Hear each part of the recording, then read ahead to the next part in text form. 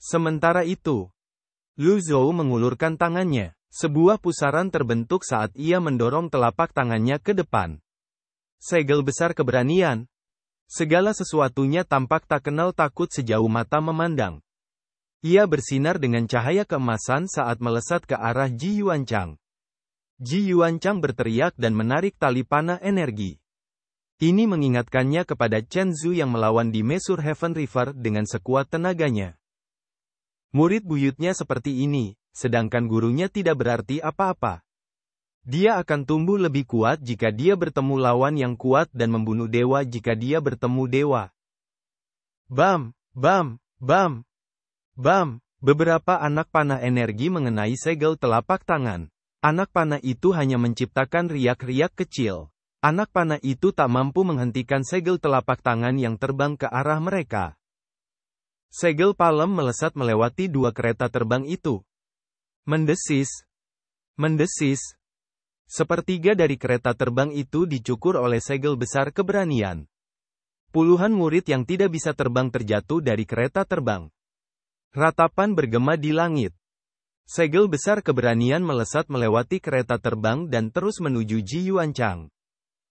Saat Ji Yuanchang menyadari ada sesuatu yang tidak beres, dia langsung terbang menjauh dengan sekuat tenaga.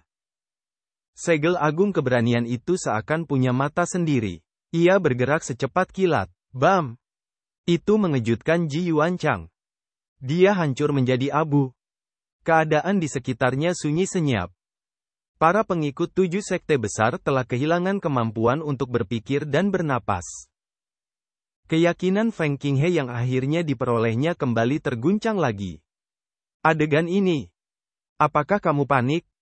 Ini adalah kartu serangan mematikan. Lu Zhou bahkan tidak repot-repot menghitung biayanya. Dia harus membunuh elit yang menyergapnya dengan satu serangan, berapapun biayanya. Lu Zhou terus bergerak maju. Tatapan Feng Qinghe dingin, tetapi hatinya bergetar. Kulit kepalanya mati rasa. Pada titik ini, ia tak punya pilihan lain selain bersiap. Ia hanya bisa memerintahkan, prajurit kamikaze, serang. Para penggarap yang menjaga 7 kereta terbang itu menyerbu seperti lalat. Menguasai. Tuan Paviliun. Pada saat ini, hanya Duan Museng dan Little Yuan, yang tersisa di Paviliun Langit Jahat. Satu-satunya hal yang dapat dilakukan Leng Luo sekarang adalah berlari. Ketika mereka melihat ini, mereka ingin maju dan memblokir serangan. Mereka sangat gugup saat menatap Lu Zhou yang melayang di langit. Riak muncul setiap kali dia melangkah. Sekuntum bunga teratai biru mekar di bawah kakinya, dan tubuhnya bersinar dengan cahaya biru. Dia telah melihat dunia untuk waktu yang lama dan menaklukkan jutaan iblis. Jadi bagaimana kalau kamu dari 7 sekte besar? Kamu harus membayar mahal hari ini. Di masa lalu, para ahli Naschen Divinity bahkan tidak akan memandang seorang kultivator alam Divine Court yang basis kultivasinya berada di alam Dao Transforming. Ada pepatah di dunia kultivasi, mereka yang berada di bawah tahap keilahian primordial semuanya adalah semut.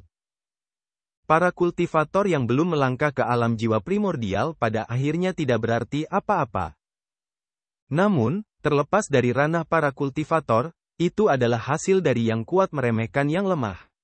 Seorang kultivator ranah pengadilan ilahi meremehkan seorang kultivator laut Brahman, seorang kultivator dewa baru meremehkan seorang kultivator ranah pengadilan ilahi, seorang kultivator 5 daun meremehkan seorang kultivator 4 daun. Namun, tidak ada seorang pun dari Paviliun Langit Jahat atau 7 sekte besar yang berani meremehkan penjahat tua Ji yang hanya berada di alam pengadilan ilahi. Bahkan ketika banyak elit terus mencoba merasakan basis kultivasinya dalam upaya untuk mengetahui apakah basis kultivasinya telah menurun atau tidak, kesimpulan yang mereka dapatkan adalah bahwa ia berada di alam pengadilan ilahi. Lu Zhou menatap para kultivator yang menyerbu ke arahnya dengan ekspresi acuh tak acuh. Teratai biru di bawah kakinya mengembang.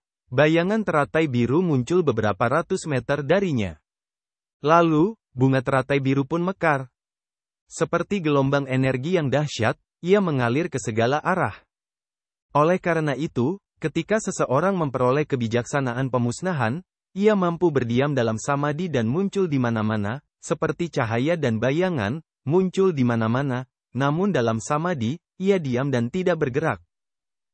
Teratai biru pun mekar. Semua pembudidaya yang terbang di depannya terpental mundur. Para anggota paviliun langit jahat membelalakkan mata mereka saat melihat ini. Tidak peduli berapa kali sang master paviliun bergerak, metode Lu Zhou akan selalu menyegarkan pikiran mereka. Hua Wudao, Duan Museng, Zhao Yue, dan Little Yuaner tampaknya menyaksikan pemandangan yang familiar. Ketika Lu Zhou sedang berkultivasi secara tertutup di ruang rahasia, mereka mencoba menerobos masuk. Satu-satunya perbedaan adalah area efeknya berkali-kali lipat lebih kuat dari sebelumnya. Teratai biru raksasa itu membawa kekuatan yang dapat meruntuhkan gunung dan membalikkan lautan saat ia menyerbu ke segala arah. Bang bang bang bang. Para pengikut 7 sekte utama memuntahkan darah pada saat yang sama. Ketujuh kereta terbang itu langsung tersapu ombak. Mereka berderit dan jatuh ke tanah. Para anggota paviliun langit jahat akhirnya menyadari bahwa kekuatan ini tampaknya tidak membedakan antara kawan dan lawan. Mundur. Leng Luo adalah yang paling berpengalaman di antara mereka. Dia segera mengingatkan semua orang. Semua orang terbang kembali ke zona aman dan menyaksikan pertempuran dari atas. Keahlian macam apa ini? Hua Wudao bergumam pada dirinya sendiri. Aku tidak tahu, jawab Leng Luo. Entahlah, jawab Zhu Honggong. Aduh, adik kecil, kenapa kau mencubitku? Yuan, kecil mencubit pipinya dan berkata, oh, aku tidak bermimpi. Lu Zhou menggunakan sisa kekuatan luar biasa dari tulisan surgawi. Pemberitahuan prestasi terus terngiang di telinganya. Sangat disayangkan bahwa setiap kultivator pengadilan ilahi hanya bisa memperoleh 10 poin pahala. Tidak ada hadiah bagi mereka yang berada di bawah bodi tempering.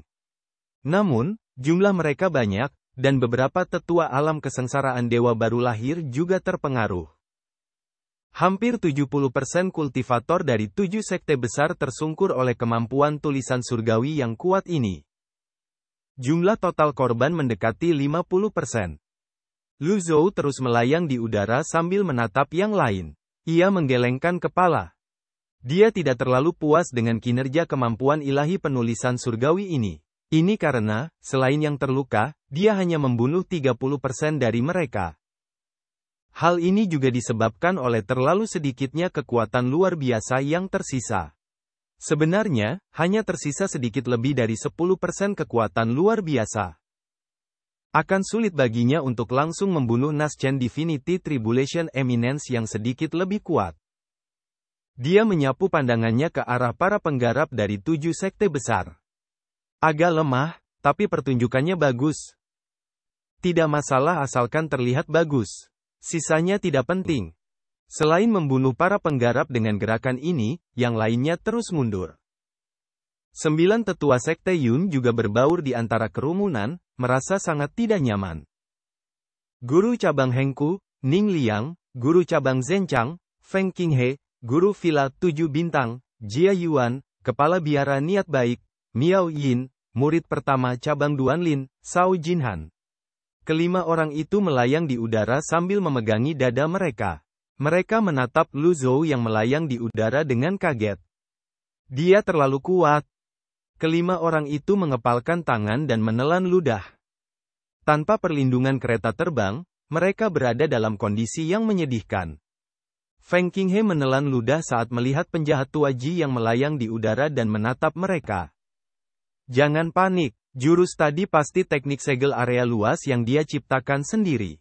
Segel jimat sekte master surgawi dan cabang Zhenchang juga bisa melakukannya. Feng Qinghe tak lagi peduli dengan harga dirinya. Ia menyemangati yang lain dengan wajah muram. Sebenarnya, ia tak menyangka langkah ini akan menimbulkan banyak kerusakan. Para pemimpin 5 sekte yang tersisa tidak mati. Mereka belum mengaktifkan dharmakaya mereka, tetapi darah dan ki mereka melonjak karena kekuatan aneh itu, dan mereka hampir muntah darah. Mereka berlima menggunakan Yuan Qi untuk menstabilkan pernafasan mereka. Murid tertua dari cabang Duanlin, Shao Jinhan, bertanya, Senior Feng, bisakah kamu melakukannya atau tidak? Feng Qinghe meliriknya dan berkata, percayalah padaku. Kita tidak bisa mundur. Pan Litian sangat kuat, tetapi dia masih diseret sampai mati oleh cabang Zhenchang. 3 orang lainnya saling berpandangan dan mengangguk. Anggukan ini berarti seseorang harus menginjak tumpukan tulang untuk menjadi pahlawan. Kepala biara Rui, Sweet Sound, berkata, baiklah, kalau bukan aku yang masuk neraka, siapa lagi? Semua murid, dengarkanlah. Murid-murid di bawah Miao Yin semuanya melayang di udara. Feng Qinghe mengacungkan jempolnya dan berkata dengan lantang, semuanya, dengarkan. Iblis tua Ji tidak akan bertahan lama. Ini hanyalah cahaya terakhir dari matahari terbenam. Jangan takut padanya. Dia hanya perlu menenangkan para murid dari 7 sekte besar. Soal benar atau tidaknya perkataannya, itu tidak penting. Sekalipun dia tahu bahwa penjahat tua Ji sedang tidak sadarkan diri. Lu Zhou melayang di udara, merenungkan jawaban. Dia masih punya 2 kartu serangan mematikan. Untungnya, dia masih punya 1 kartu puncak. Apakah para elit bersembunyi dalam kegelapan dan tidak mau memperlihatkan diri? Dia tidak menggunakan kartu puncak karena para elit yang bersembunyi di kegelapan akan langsung kabur begitu melihat kartu puncak. Bagaimana dia bisa menemukan mereka? Para pengikut 7 sekte besar tercengang saat melihat penjahat tua Ji melayang di udara, tenggelam dalam pikirannya. Bagaimana mereka bisa tahu kalau si penjahat tua Ji sedang memikirkan hal ini? Para pengikut biara Rui bersiap mengambil posisi. Puluhan biarawati serentak meluruskan telapak tangan mereka dan menempelkannya di bibir. Suara pembacaan kitab suci bergema di udara. Lu Zhou menggelengkan kepalanya. Sia-sia. Segala tipu daya tidak ada gunanya jika berhadapan dengan kekuatan yang absolut. Dia membalikkan telapak tangan kanannya. Sebuah kartu item muncul di telapak tangannya. Itu adalah kartu uji puncak Ji Tiadao. Tiba-tiba, sesosok melesat keluar dari hutan di tenggara dengan kecepatan kilat. Ia menangkupkan kedua telapak tangannya. Di antara kedua telapak tangannya terdapat jimat tebal. Bagai anak panah yang ditembakkan, ia melesat menembus udara. Penjahat tua Ji, jangan berani-beraninya kau menyakiti murid-muridku dan cucu-cucuku. Para pengikut cabang Duanlin berseru kaget, Patriark. Feng Qinghe sangat gembira. Patriark cabang Duanlin, kau akhirnya bergerak. Wajah Chang Yan memerah, dan matanya merah. Dia jelas sudah berada di akhir hayatnya, namun dia masih saja berperilaku seperti ini. Jelas dia telah meminum ramuan iblis primal. Dengan dukungan ramuan iblis primal, basis kultivasi Chang Yan telah mencapai puncaknya. Di bawah pengawasan anggota 7 sekte besar, bahkan jika penjahat tua Ji selamat dari serangan Chang Yan, dia akan terluka parah. Bam! Mata para pengikut 7 sekte besar berbinar-binar. Wus! Energi berbentuk kerucut terbentuk di depan telapak tangannya. Tembakannya mengarah ke wajah Lu Zhou. Lu Zhou terdiam sejenak. Ia menoleh ke arah Chang Yan yang sedang terbang ke arahnya. Ia menggelengkan kepalanya pelan. Baiklah. Dia menghancurkan kartu ujian puncak dengan tangannya yang keriput. Saat kartu ujian puncak hancur, cahaya redup seperti bintang menyebar dari telapak tangannya dan berputar di sekujur tubuhnya. Lautan Qi di dantian alam pengadilan ilahi yang lemah langsung terisi penuh hingga penuh. Bahkan 8 meridian luar biasa miliknya penuh dengan kekuatan. Lu Zhou mengira para elit yang bersembunyi di kegelapan tidak akan berani bertindak gegabah, dan kartu ujian puncak hanya akan mampu membunuh sekelompok orang ini.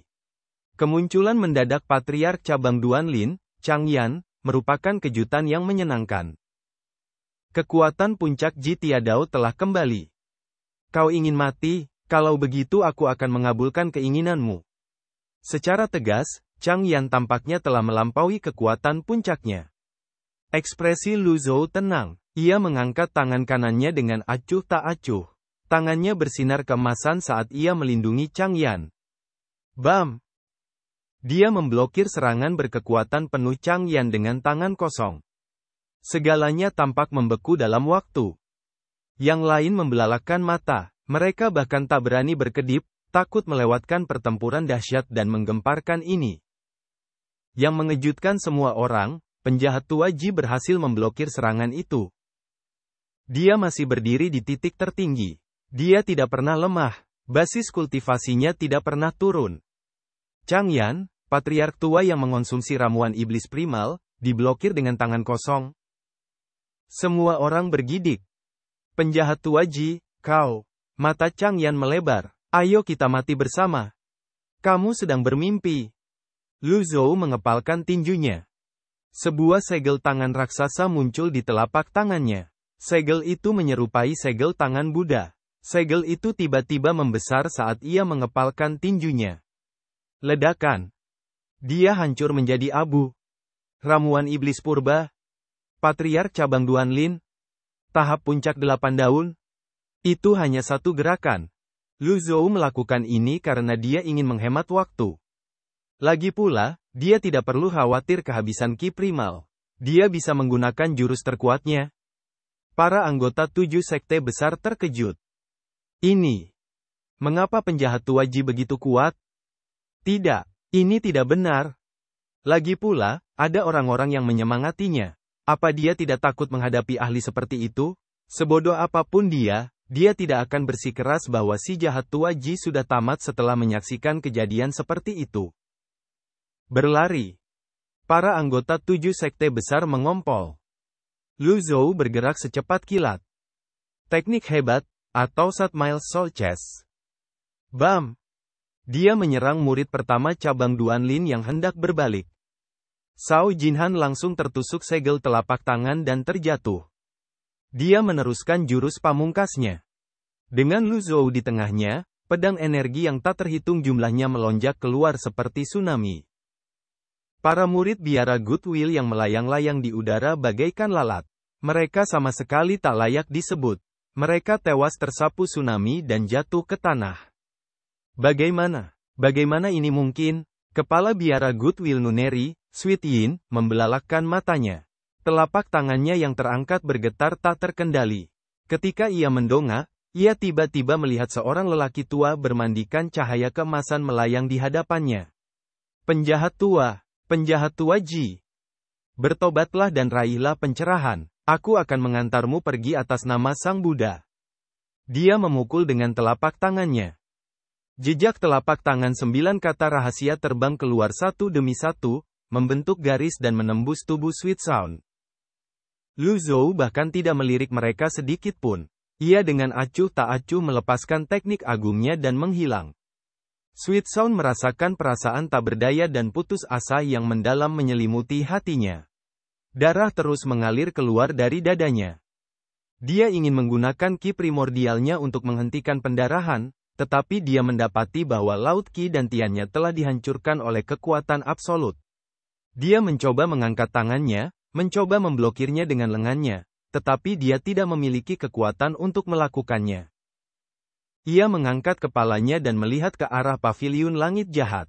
Para murid paviliun langit jahat menyerbu kerumunan seolah-olah mereka sedang dibius. Pedang energi yang memenuhi langit tampaknya tidak ada hubungannya dengan dia. Tenaga hidupnya mengalir cepat hingga Yuan Qi-nya benar-benar habis. Sweet Sound perlahan menoleh, dan melihat pemandangan yang tidak akan pernah dilupakannya bahkan jika dia meninggal. Berdengung. Resonansi Yuan Qi yang kuat mengguncang seluruh arena. Lu Zhou memanggil avatarnya. Avatar wawasan 100 kesengsaraan bersinar dengan cahaya keemasan saat melayang di udara. Namun, avatar ini terlalu tinggi dan terlalu besar. Tingginya setidaknya 45 meter. Apa yang dilambangkan oleh 150 kaki? Ia menatap teratai emas di bawah avatar. Ia menggunakan sisa tenaga hidup dan kesadarannya untuk menghitung. 1 daun, 2 daun, 3 daun, 7 daun, 8 daun, 9 daun. Sekarang dia mengerti. Sekarang semuanya jelas. Dia terkekeh. Saya tidak mati sia-sia. Amitabha. Abu menjadi abu. Debu menjadi debu. Energinya melonjak. Sweet Sound berubah menjadi embusan angin dan menghilang ke sekeliling. Ketika avatar muncul, ia mengembang dan melepaskan ki primordialnya ke lingkungan sekitar. Ratusan orang tewas di tempat. Lu Zhou terus mengeluarkan teknik hebatnya saat dia bergerak. Adegan ini mirip dengan versi super teknik Dao Invisibility. Leng Luo menggigil ketakutan. Sebelumnya, ia telah membunuh Fang Wenxian dengan kecepatan tinggi dan siluetnya yang memenuhi langit. Ia pikir itu adalah teknik terbaik yang dimilikinya. Namun, dibandingkan dengan avatar Lu Zhou yang bersinar keemasan, teknik itu tidak ada apa-apanya. Teriakan kesakitan terdengar di udara. Dengan kedatangan para pengikutnya, paviliun langit jahat maju bagaikan gelombang pasang. Mereka tidak berdaya untuk melawan. Hua Wudao bergumam, aku mengerti sekarang. Master Pavilion melakukan ini dengan sengaja. Pantas saja dia bisa dengan mudah melepaskan segel 6 kecocokan berbentuk salib. Aku merasa jauh lebih baik sekarang. Leng Luo menatap avatar besar itu dan menimpali, mungkin, bergabung dengan paviliun langit jahat adalah keputusan terbaik yang pernah kubuat dalam hidupku. Dia tertawa terbahak-bahak dan berkata, serang. Saudara-saudara, serang. Aku suka perasaan menindas orang lain dengan kekuatanku. Serang. Saudara-saudara, serang. Aku suka perasaan menindas orang lain dengan kekuatanku. Serang. Hua Wudao dan Leng Luo. Petik 2 tanda tanya petik 2. Dia mendesah. Mengapa orang sehebat Master Pavilion punya murid yang payah? Dia sudah terlalu lama menjadi Master Geng dan terlalu asyik dengan perannya. Lu Zhou sesekali melihat sisa waktu pada kartu bentuk puncak. Dia melepaskan teknik hebatnya lagi. Lari, lari. Pada saat ini, kepercayaan 7 sekte besar hancur total. Batasan yang besar, rencana-rencana, dan pengaturan yang cermat tidak ada apa-apanya jika dibandingkan dengan kekuasaan yang absolut. Formasi Agung, mundur ke Formasi Agung. Pertempuran telah beralih ke hutan. Teratai emas 9 daun bagaikan mesin pemanen yang membelah pepohonan. Jia Yuan, kepala Villa 7 Bintang, melarikan diri dengan sekuat tenaga. Ia memanggil avatarnya dan membakar lautan Qi-nya sambil melarikan diri dengan panik. Ledakan. Jia Yuan menemukan avatarnya telah bertabrakan dengan avatar lain. Ketika dia berbalik untuk melihat, dia melihat avatar yang lebih besar menghalangi jalannya. Lu Zhou melayang di tengah avatar setinggi 150 kaki itu. Terlalu lambat. Sang avatar mengangkat telapak tangannya dan mendorong ke bawah. Tidak. Avatar Jia Yuan bagaikan kaca. Segel telapak tangan menghancurkannya, dan hancur berkeping-keping sebelum akhirnya tenggelam ke tanah. Lu Zhou menghilang lagi dengan avatarnya. Hutan dalam radius 1000 meter langsung hancur. Pengikut 7 sekte besar hampir semuanya mati. Ning Liang, kepala cabang Hengku, membakar lautan Qi-nya dan melawan pedang energi untuk waktu yang lama. Akhirnya, ia mengalami gangguan mental. Sudah berakhir, sudah berakhir. Kenapa, kenapa? Ning Liang mengangkat telapak tangannya dan memukulkannya ke dahinya. Daripada disiksa sampai mati karena ketakutan, dia lebih memilih mengakhiri hidupnya sendiri. Bunuh diri, bagaimana aku bisa menyetujuinya? Jagoan.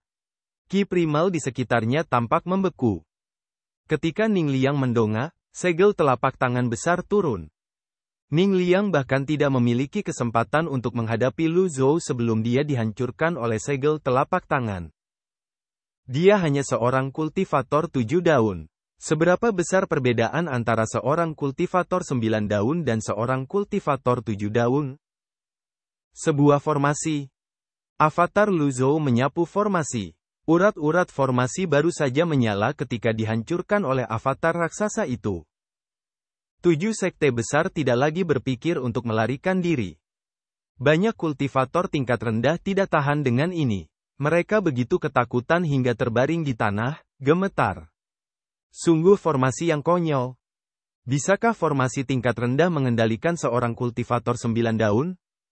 Lu Zhou mengendalikan avatarnya untuk melayang di udara lagi. Dia menatap ke arah yang lain. Siapa lagi yang ada di sana? Saat Lu Zhou menghancurkan kartu ujian puncak, dia tidak berniat melepaskan satu pun dari mereka. Dia mencari siapa lagi yang ada di sana. Pada saat ini, ia menoleh ke sudut tenggara. Di tengah gelombang energi, ia melihat sosok putih sedang membunuh para kultivator dari 7 sekte besar. Teknik gelombang biru, kamu Tianxin. Avatar Lu Zhou setinggi 150 kaki melayang di udara. Ekspresinya sangat tenang. Dia tidak terkejut dengan penampilan Ye Tianxin. Ketika menerima surat dari Yu Sangrong, ia tahu Ye Tianxin masih ada. Namun, ia tidak menyangka Ye Tianxin akan muncul di saat kritis ini. Namun, waktu sangatlah penting. Ia tidak punya waktu untuk memikirkannya.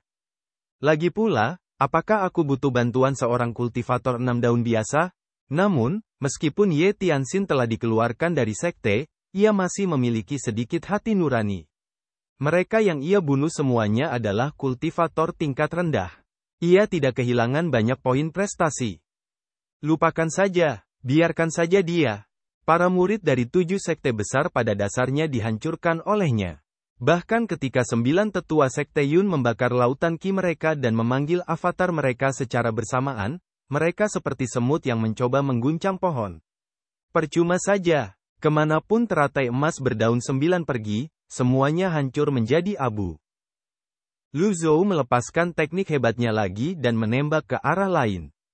Dia harus memastikan apakah para leluhur dari sekte lain telah muncul. Jika tidak, jika dia kehilangan wujud puncaknya dan bertemu seseorang seperti Chang Yan yang tidak takut mati, itu akan merepotkan. Avatarnya yang setinggi 150 kaki berkelebat. Lu Zhou tidak menahan diri saat bertemu dengan kultivator yang sedikit lebih kuat.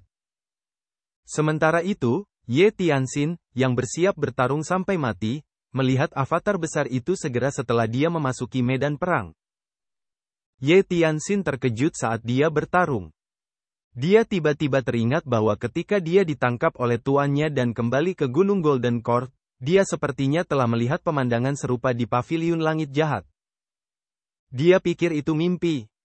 Batasan seorang kultivator manusia adalah tahap 8 daun. Sebelumnya, ia mengira matanya mempermainkannya. Kali ini, dia bisa melihatnya dengan jelas. Guru sudah berada pada tahap 9 daun. Bagaimana dia melakukannya? Apakah kakak senior tertua mengatakan yang sebenarnya? Apakah guru telah mencari rahasia tahap 9 daun selama ini? Pikiran yang tak terhitung jumlahnya muncul dalam benak Ye Tianxin. Saat ia melihat para kultivator tingkat rendah yang gugur satu demi satu, kesadaran muncul di benaknya. Keputusannya untuk membantu Paviliun Langit Jahat tampak seperti angan-angan belaka. Dalam situasi ini, ia sama sekali tidak dibutuhkan. Di sudut barat daya medan perang, kelompok kultivator veteran yang tersisa melepaskan lautan Qi mereka. Tubuh mereka tampak terbakar saat mereka melarikan diri demi keselamatan mereka. Lu Zhou mendengus. Ia melompat ke udara dengan avatarnya. Pada saat ini, avatar wawasan 100 kesengsaraan 9 daun bagaikan matahari berbentuk manusia, yang menerangi 100 mil di sekitarnya. Semua pembudidaya dalam radius 100 mil mengangkat kepala dan melihat ke arah Gunung Golden Court. Beberapa terkejut, beberapa terkejut. Bahkan lebih jauh lagi, dia hanya dapat melihat cahaya yang kabur, tetapi dia tidak tahu hal mengejutkan apa yang telah terjadi. Lu Zhou memanggil yang tak bernama dan mengubahnya menjadi busur. Gerakannya semulus air yang mengalir. Ia memegang busur dengan tangan kirinya dan menarik tali busur dengan tangan kanannya. Wus, wus, wus. Aliran panah energi yang tak berujung melesat di udara. Pemanah Dewa 9 Daun. Hua Yuexing menatap Master Pavilion yang sedang menembakkan panah energi. Siapa yang tidak ingin menyaksikan kejayaan seorang kultivator 9 daun?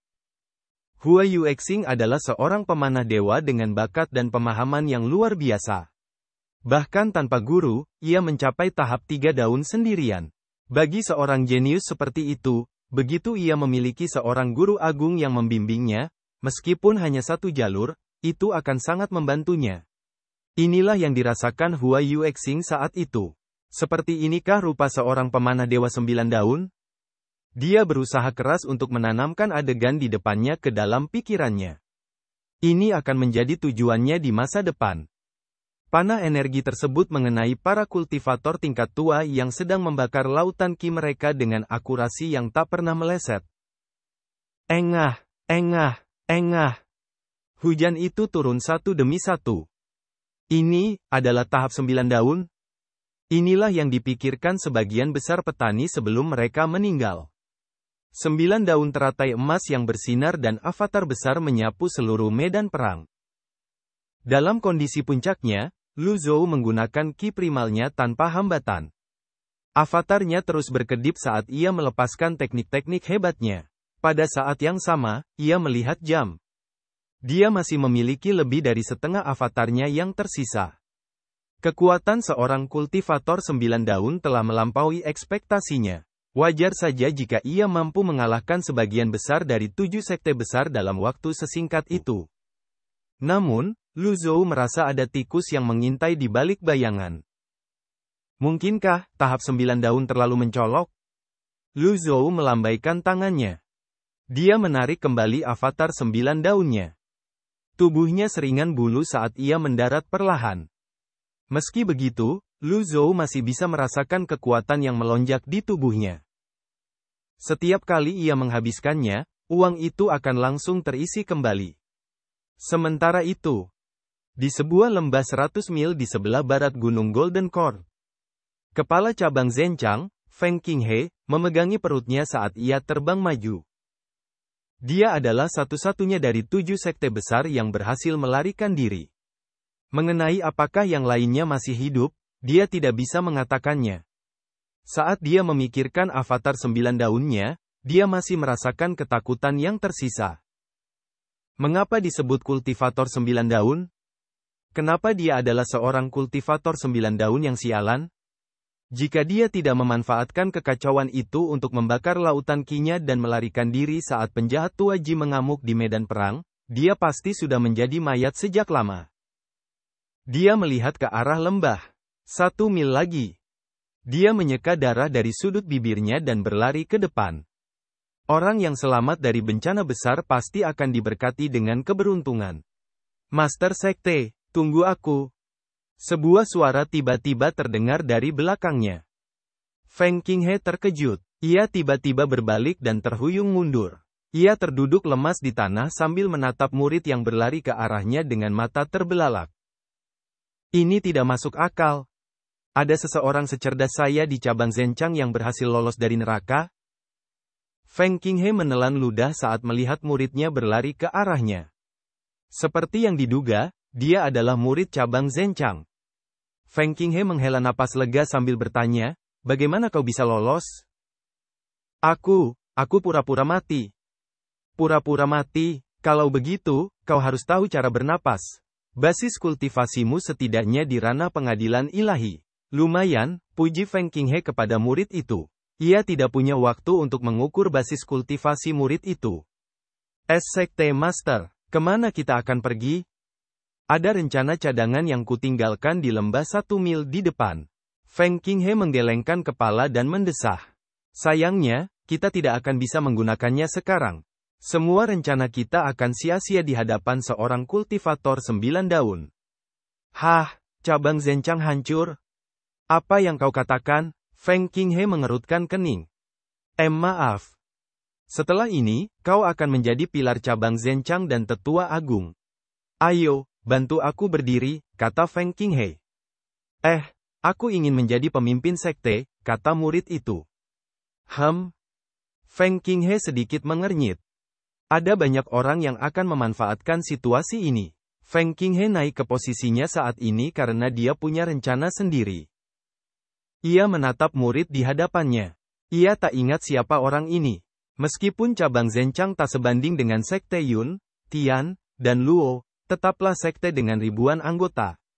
Mustahil baginya untuk mengingat semuanya. Bagaimanapun, banyak yang telah mati kali ini. Ia tak bisa bersikap sekeras sebelumnya. Kalau kau ingin menjadi ketua sekte, kau harus memenuhi syarat dan cukup kuat. Feng Qinghe mengamati murid di hadapannya. Bantu aku berdiri. Baiklah. Murid itu melangkah maju dan membantunya berdiri. Siapa namamu? Namaku Ri. Murid itu menggaruk kepalanya. Aku belum memutuskan. Semangat. Begitu Feng Qinghe membantunya berdiri, kait pemisah menebas dadanya dengan penuh energi. Bam! Mata Feng Qinghe terbelalak saat melihat kail pemisah yang telah terbang. Ia segera menentukan kualitasnya. Setelah batuk beberapa kali, Feng Qinghe berkata dengan suara yang dalam. Kamu bukan murid cabang Zhenchang? Tentu saja, dia bukan murid cabang Zhenchang. Dia tersenyum terkejut. Hah, kau benar-benar bisa menahan kait pemisahku? Siapa kau sebenarnya? Feng Qinghe mundur selangkah dan menatap ngarai setengah kilometer jauhnya. Itu tidak penting, lagi pula kau akan mati. Ming Shiyin tersenyum. Ia mengangkat tangannya, dan kail pemisah kembali ke telapak tangannya. Faktanya, dia telah bersembunyi di antara murid-murid cabang Zhenchang sejak awal untuk menyusup ke perkemahan musuh dan mencari kesempatan untuk memberikan pukulan berat kepada musuh. Namun ia tidak menyangka bahwa, ia juga akan menyaksikan pemandangan yang tak terlupakan. Sebelum dia sempat mengagumi kekuatan ilahi yang mengejutkan dari gurunya, dia menyadari bahwa Feng Qinghe ini bukanlah orang biasa. Dia mengikuti mereka sepanjang jalan. Apakah kau pikir kau adalah penjahat tuaji? Feng Qinghe tidak terlalu memikirkannya. Pantas saja kau bisa menangkis pedang energi tuanku. Ceka, ceka, ceka. Apa kau punya sesuatu? Jantung Feng Qinghe berdebar kencang saat mendengar ini. Seorang murid paviliun langit jahat. Ming Shiyin tak dapat menahan diri untuk membelai rambutnya dan berkata, baiklah, aku akan berhenti berpura-pura. Feng Qinghe melihat ke belakang Ming Shiyin dengan kaget. Ia takut si jahat tuaji akan mengejarnya. Lalu, ia berkata, saudaraku, mari kita bicarakan ini. Jika kau melepaskanku, aku akan membalasmu di lain hari. Bagaimana? Tidak perlu menjadwal ulang. Apa? Lepaskan pakaianmu dan biarkan kail pemisahku menembus jantungmu, kata Ming Shiyin sambil tersenyum. Kau, Feng Qinghe mengerutkan kening. Pokoknya, aku sudah menyalakan lautan energiku. Kalau kau mau mati, aku akan mengabulkan keinginanmu. Feng Qinghe mengangkat tangannya dan mengetuk dantiannya untuk membuka titik akupuntur. Laut Qi-nya yang setengah terbakar terus terbakar. Pada saat ini, di medan perang dekat Gunung Golden Court, sebagian besar murid dari 7 sekte besar telah dibunuh oleh Duan Museng dan yang lainnya. Lu Zhou melihat jam, waktunya tinggal 10 menit lagi. Itu mirip dengan apa yang diharapkannya. Lu Zhou menatap murid-muridnya dan berkata dengan acuh tak acuh, bersihkan ini. Baik, Tuan. Bawahan ini patuh. Guru, kekuatanmu tak tertandingi dan akan bertahan lama. Guru, aku tak menyangka kau benar-benar mencapai tahap 9 daun. Malam itu, saat aku tidur, aku bahkan bermimpi. Hah, guru, di mana dia? Ia mendongak, tetapi gurunya tak terlihat. Kakak ketiga, adik perempuan kelima. Jangan abaikan kami. Semua orang sibuk dengan tugas masing-masing. Tak seorang pun memperhatikan Zhu Honggong. Lu Zhou melepaskan teknik agungnya dan tiba di puncak paviliun langit jahat. Menemukan inti formasi, Zhang Xuan memukulnya dengan telapak tangannya. Infus penuh. Di bawah sinar bulan, keadaan sekitar menjadi jauh lebih gelap. Avatar. Lu Zhou memanggil avatar teratai emas 9 daunnya dan berdiri di puncak paviliun langit jahat. Apa yang sedang dilakukan Tuan? Adik perempuan itu menunjuk ke paviliun langit jahat. Tentu saja untuk mengumumkan kepada dunia bahwa guru adalah ahli nomor 1 di dunia. Siapa lagi kalau bukan aku yang bisa melakukannya? Guru, panggung 9 daun itu keren banget. Mulai sekarang, guru adalah... Aduh, adik kecil, kau mencubitku lagi, kata Zhu Honggong.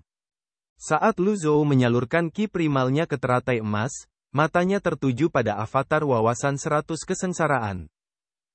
Dia mempelajarinya sejenak. Dia bingung. Menurut teori kultivasi saat ini, sangat sulit bagi para kultivator untuk melepaskan diri dari keterbatasan rentang hidup mereka. Berdasarkan kondisi Yun Tianluo, teratai emas menyerap basis kultivasi dan umurnya tidak kurang dari 1000 tahun.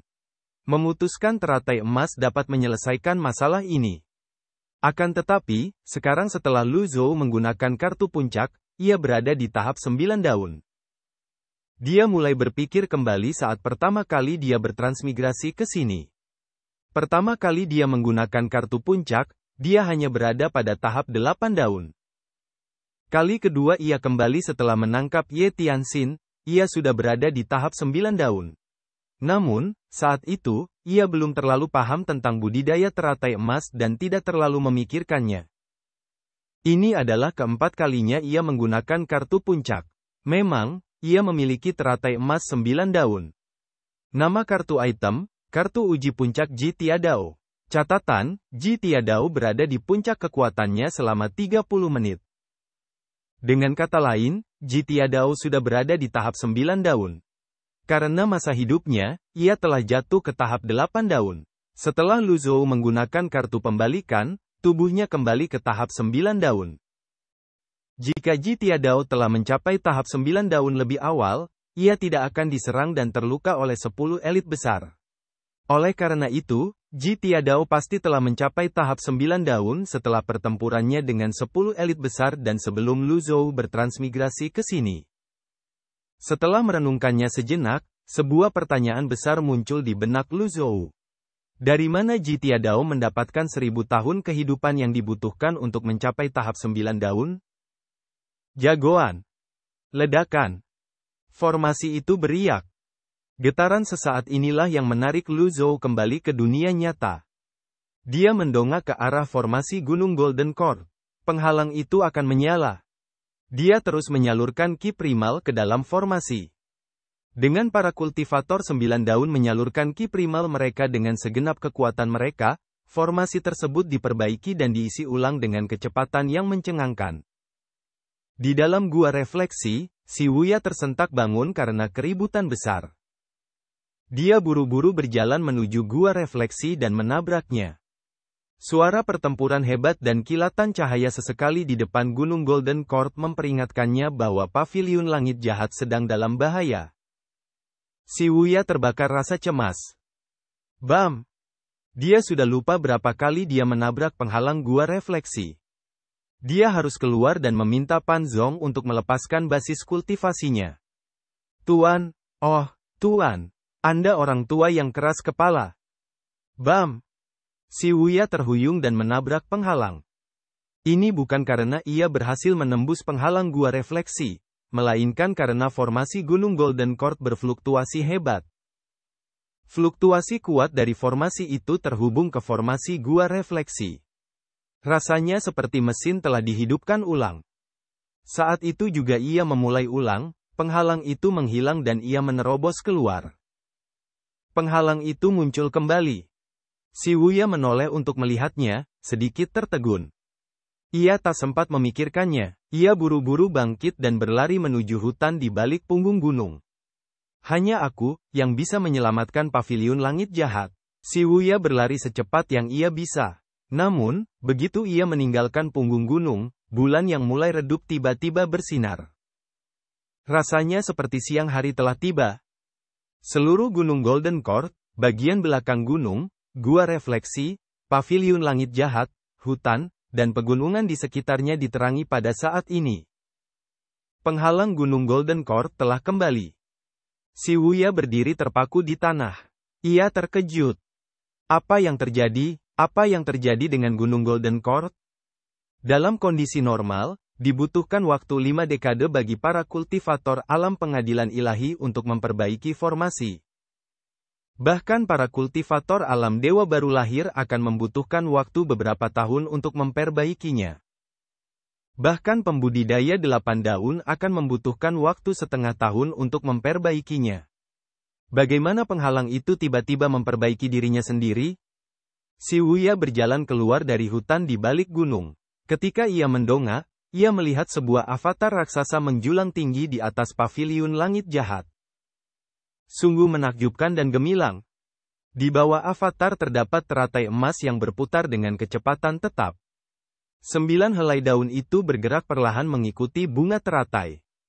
Si Wuya terhuyung, jantungnya berdebar kencang. Setiap kali salah satu dari 9 daun itu berputar dan menunjuk ke arah Si Wuya, rasanya seperti tamparan di wajahnya. Hanya kau yang bisa menyelamatkan paviliun langit jahat? Tuan adalah orang tua yang keras kepala? Kebijaksanaan dan kecerdasan Si Wuya yang sangat ia banggakan hancur total oleh 9 daun itu. Ia pun terbanting ke tanah. Si Wuya memiliki jaringan intelijen yang kuat. Ia bahkan mengetahui kekuatan 7 sekte besar dan kelemahan para pemimpin sekte mereka. Menurut rencananya, jika Ye Zixing, anggota inti Darknet, menyampaikan informasi tentang 7 sekte besar ke Paviliun Langit Jahat, mungkin gurunya akan berubah pikiran dan mengirimnya untuk melawan 7 sekte besar. Dengan informasi di tangannya, 7 sekte besar pasti akan dikalahkan oleh kata-kata si Wuya. Dengan Yu Zhenghai dan Darknet sebagai alat tawar-menawarnya, si Wuya yakin ia bisa melakukannya. Pada saat itu, gurunya tentu akan memandangnya dengan cara yang berbeda. Namun, sekarang, dia telah menjadi bahan tertawaan. Lelucon paling lucu di bawah langit. Si Wuya telah menebak lebih dari sekali bahwa gurunya telah menemukan rahasia tahap 9 daun. Ia bahkan sudah mencoba meyakinkan kakak tertuanya, Yu Zhenghai, tetapi selalu mudah dibantah. Bagaimanapun, kebenaran tetaplah kebenaran. Kebenaran selalu bisa dibantah. Ibarat seseorang yang mengatakan matahari akan terbit dari selatan 100 kali. Kau tak akan percaya sampai kau melihatnya sendiri.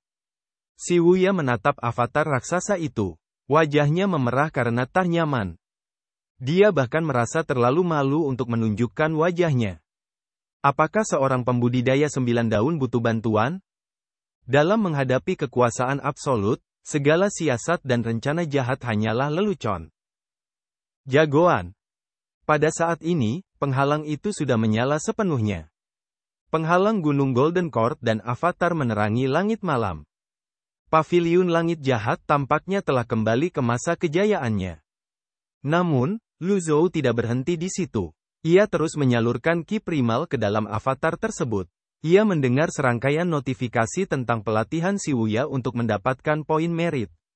Namun, ia tidak punya waktu untuk mempedulikannya.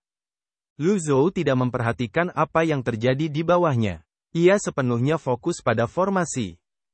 Dia bertanya-tanya apakah bajingan ini mengerjakan pekerjaan rumahnya di gua refleksi lagi. Lu Zhou perlu menstabilkan formasi. Lagi pula, akan sia-sia jika tidak menggunakan kekuatan dari kartu uji puncak. Seiring berjalannya waktu, berapapun ki primal yang dimilikinya, ki tersebut akan habis tak bersisa. Si Wuya tiba-tiba teringat sesuatu. Di mana orang-orang dari 7 sekte besar? Dia menarik napas dalam-dalam dan berlari menuju sisi barat gunung. Tak lama kemudian, ia mencapai titik pandang yang tinggi dan melihat ke bawah. Cahaya dari Gunung Golden Court dan avatar menerangi area di depannya. Ada tanda-tanda pertempuran sejauh mata memandang. Ada jurang tak terhitung banyaknya yang ditinggalkan oleh pedang energi, lubang berbentuk teratai emas, dan tubuh 7 pengikut sekte besar tergeletak di tanah. Itu adalah pemandangan yang megah. Mata si Wuya melebar. Apakah ini kekuatan tahap 9 daun? 1 kilometer jauhnya dari ngarai. Ming Shiyin menatap Feng Qinghe, sedikit terkejut. Ia berkata, lumayan, kau sudah menyiapkan banyak kartu truf. 7 sekte besar telah menjadi umpan meriammu. Setelah membakar laut ki-nya, ekspresi Feng Qinghe berubah. Ada jalan menuju surga, tapi kau menolaknya. Tidak ada pintu menuju neraka, tapi kau menerobos masuk. Ming Shiyin menunjuknya dengan jari. Aku sangat takut. Kata-kata ini langsung membuat Feng Qinghe murka, dan dia tidak menginginkan apapun selain mencabik-cabik Chen Xi. Feng Qinghe membakar lautan ki-nya. Waktunya terbatas. Ia tak menyia-nyiakan waktu lagi. Ia melesat ke arah Ming Shiyin secepat kilat. Bang, bang, bang. Jejak telapak tangan melonjak. Ming Shiyin bergerak lincah dan menghindari segel telapak tangan. Lebih cepat, lebih cepat. Kau sangat lambat saat terluka, Ming Shiyin mengejek sambil menghindar. Feng Qinghe putus asa. Kekuatan telapak tangan itu dapat meruntuhkan gunung dan membalikkan lautan, dan jejak telapak tangan itu makin lama makin besar. Setelah beberapa putaran, Ming Shiyin mulai merasakan tekanan. Lagi pula, dengan basis kultivasinya saat ini, ia terlalu kuat untuk melawan elit seperti ini. Jika Feng Qinghe tidak terluka parah oleh gurunya, Ming Shiyin tidak akan berani memprovokasi orang seperti itu. Bam, bam. Ming Shiyin terus mundur. Dia mundur sampai mencapai hutan. Wus! Feng Qinghe tiba-tiba mundur ke udara. Ia mengamati hutan dan berkata, "Kau memancingku ke sini? Kamu pintar." Ming Shiyin mengangguk. "Sayangnya, kamu masih terlalu kurang pengalaman." "Jagoan." Feng Qinghe memanggil avatarnya. Dengan lautan kinya yang membara, ia harus membunuh Ming Shiyin sesegera mungkin. Semakin lama hal ini berlarut-larut, semakin merugikan dirinya. Awalnya, ia adalah seorang kultivator 7 daun. Sayangnya, setelah membakar separuh lautan kinya, basis kultivasinya menurun. Kini, ia hanya bisa dianggap sebagai kultivator 6 daun. Biasanya, ia bisa dengan mudah membunuh seorang kultivator 6 daun. Namun, ini adalah situasi yang istimewa. Feng Qinghe harus bertarung sekuat tenaga. Ini seharusnya cukup untuk menangani Ming Shiyin. Feng Qinghe melipat telapak tangannya. Rune berputar di sekelilingnya saat ia menyerang Ming Shiyin dengan avatarnya. Bagus. Aku akan lari. Ming Shiyin bukan orang bodoh. Ia tidak akan bertarung langsung dalam situasi seperti itu. Ia mendorong tanah dengan ringan dan melompat ke dalam hutan secepat kilat. Pohon-pohon tampak hidup saat menghalangi jalannya. Ledakan. Hutan langsung ditebang oleh avatar dan rune. Feng Qinghe melayang di udara dan melihat ke bawah dengan avatarnya. Suara Ming Shiyin terdengar dari kejauhan. "Hei, aku di sini." Di bawah pohon di sebelah kirinya, Ming Shiyin memberi isyarat kepadanya dengan jarinya. Feng Qinghe tidak membuang waktu dengan kata-kata. Ia melancarkan segel telapak tangan dengan kedua tangannya. Segel telapak tangan itu jatuh. Feng Qinghe dan avatarnya melesat maju dengan ketinggian rendah. Bam! Bam! Bam! Ming Shiyin tidak membiarkannya memukulnya. Dia terus bergerak. Karena dia tidak bisa mengalahkan Ming Shiyin, tidak bisakah dia menghindar? Setelah bertarung beberapa saat, Feng Qinghe merasakan ada sesuatu yang tidak beres. Dia tidak bisa membiarkan hal ini terus berlanjut. Ini pertama kalinya dia bertemu dengan orang yang licik seperti itu. Feng Qinghe merasakan lautan kinya dan mengeluarkan setumpuk jimat dari sakunya. Ia mengusap jari telunjuknya di atas jimat-jimat itu. Ki primal berputar di sekitar jimat-jimat itu, dan mereka terbakar. Dia melemparkannya ke bawah. Hutan itu terbakar. Ketika Feng Qinghe melihat apinya tidak kuat, dia mengulangi tindakannya dan melemparkan beberapa jimat lagi. Jimat-jimat itu terbakar saat mereka terbang menuju bagian lain hutan. Feng Qinghe terbang dengan puas. Ia menatap tanah yang terbakar. Di saat yang sama, ia waspada terhadap elit lain yang mungkin muncul di kejauhan. "Aduh, kamu menang." Ming Shiyin merasa tak tertahankan oleh api. Ia segera melepaskan energinya dan berlari menuju lembah. Tidak ada hutan atau api di sana. Dia bergerak bagaikan embusan angin. Mencoba lari, mati. Dia menangkupkan kedua telapak tangannya dan melemparkan lusinan jimat. Saat jimat-jimat itu terbakar, urat-urat formasi muncul di udara. Mereka bersinar dengan cahaya keemasan dan berubah menjadi segel jimat. Segel jimat terkunci pada Ming Shiyin. Feng Qinghe menyerang Ming Shiyin dengan seluruh kekuatannya. Meskipun Feng Qinghe hanya berada pada tahap 6 daun, avatarnya yang setinggi 70 kaki bukanlah sesuatu yang dapat dibandingkan dengan para kultivator biasa. Avatarnya berdengung. Ia menghentakkan kaki ke bawah. Di bawah tekanan basis kultivasi mereka, semua tipu daya dan kelicikan tidak ada artinya. Ledakan. Avatarnya mendarat. Feng Qinghe juga mendarat. Teratai emas meninggalkan kawah melingkar yang dalam di tanah. Lawannya pasti telah hancur berkeping-keping. Hahaha, Feng Qinghe tertawa puas. Seorang murid paviliun langit jahat, memang pantas. Ia telah kehilangan sikap seorang master sekte. Kata-katanya pun telah kehilangan rasionalitasnya. Lagi pula, Jalan Mulia tidak membunuh satupun dari 9 murid utama paviliun langit jahat setelah bertahun-tahun. Bahkan Zhu Honggong, yang memiliki dasar kultivasi rendah, berhasil menghindari bencana berkali-kali. Ia pikir ini adalah kesempatan terbaiknya ketika 7 sekte besar menyerang Gunung Golden Court secara bersamaan. Namun, gunung itu dihancurkan oleh seorang kultivator 9 daun. Betapa memuaskannya bisa membunuh murid paviliun langit jahat. Feng Qinghe tidak dapat menahan tawa gilanya. Dia mengangkat tangannya dan menyegel meridiannya di atas lautan Qi dan Tiannya. Avatarnya menghilang. Pada saat ini, awan debu mengepul dari kawah melingkar itu. Sesosok tubuh terbang keluar. Bam! Feng Qinghe mundur. Ming Shiyin mengangkat telapak tangannya. Kait pemisah melayang di atas telapak tangannya. Seperti yang kuduga, kau kuat. Kau begitu kuat sampai-sampai kau memaksaku menggunakan sepertiga kekuatanku. Feng Qinghe selalu cerdas, tetapi saat ini dia bodoh. Saat mendarat, alisnya berkerut erat. Ia menahan rasa sakit dan berkata, Earth Escape.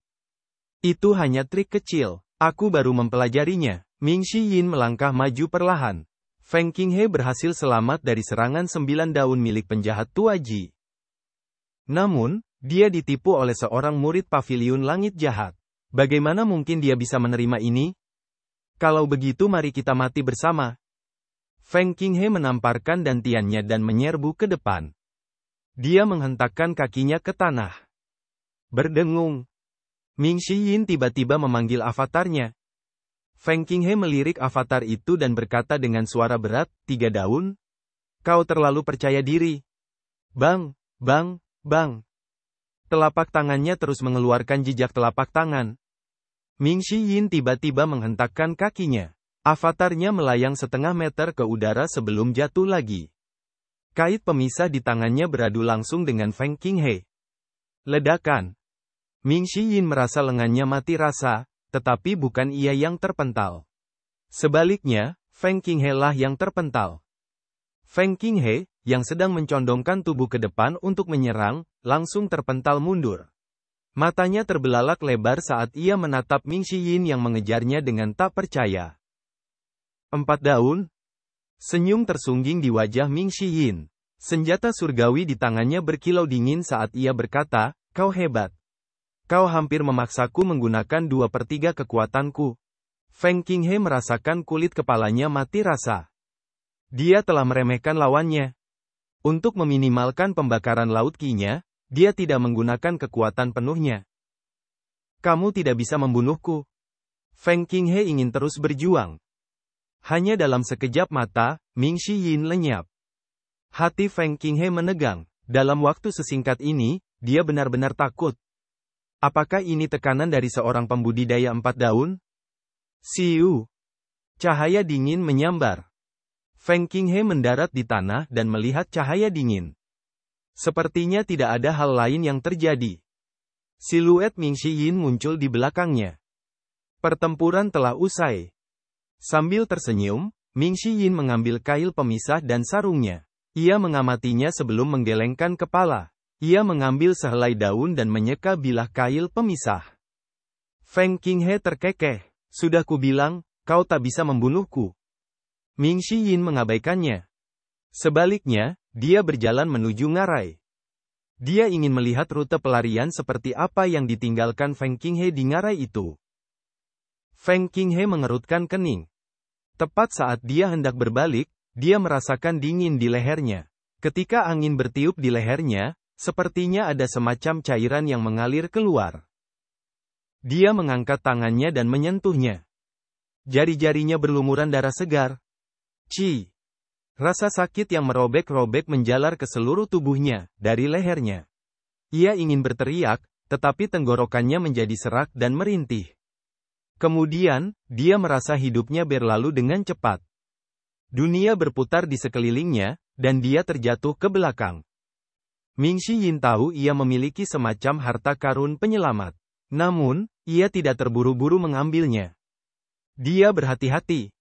Bagi para pembudidaya seperti ini, bahkan jika mereka terbunuh, ada kemungkinan mereka akan melancarkan serangan balik yang ganas sebelum mereka mati. Fakta bahwa Feng Qinghe mampu lolos dari cengkeraman tuannya membuktikan bahwa dia adalah orang yang sangat licik. Ming Shiyin tampak santai, tetapi sebenarnya dia telah berusaha keras dan bersusah payah. Jadi bagaimana kalau dia pakai baju pelindung? Lehernya saja tidak bisa melindunginya.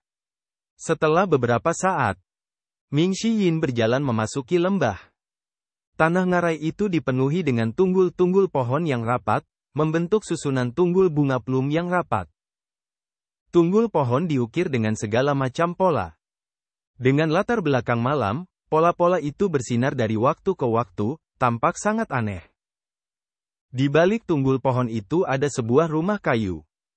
Rumah kayu itu tampak sangat suram dan sepi. Jika seseorang tidak mencari dengan cermat atau meminta bantuan seseorang untuk menunjukkan jalan, sulit untuk membayangkan bahwa ada seseorang yang tinggal di sini. Ming Yin tidak melanjutkan. Menurut Feng Qinghe, ini adalah rencana darurat. Kalau begitu, bisa jadi ini jebakan. Berderit.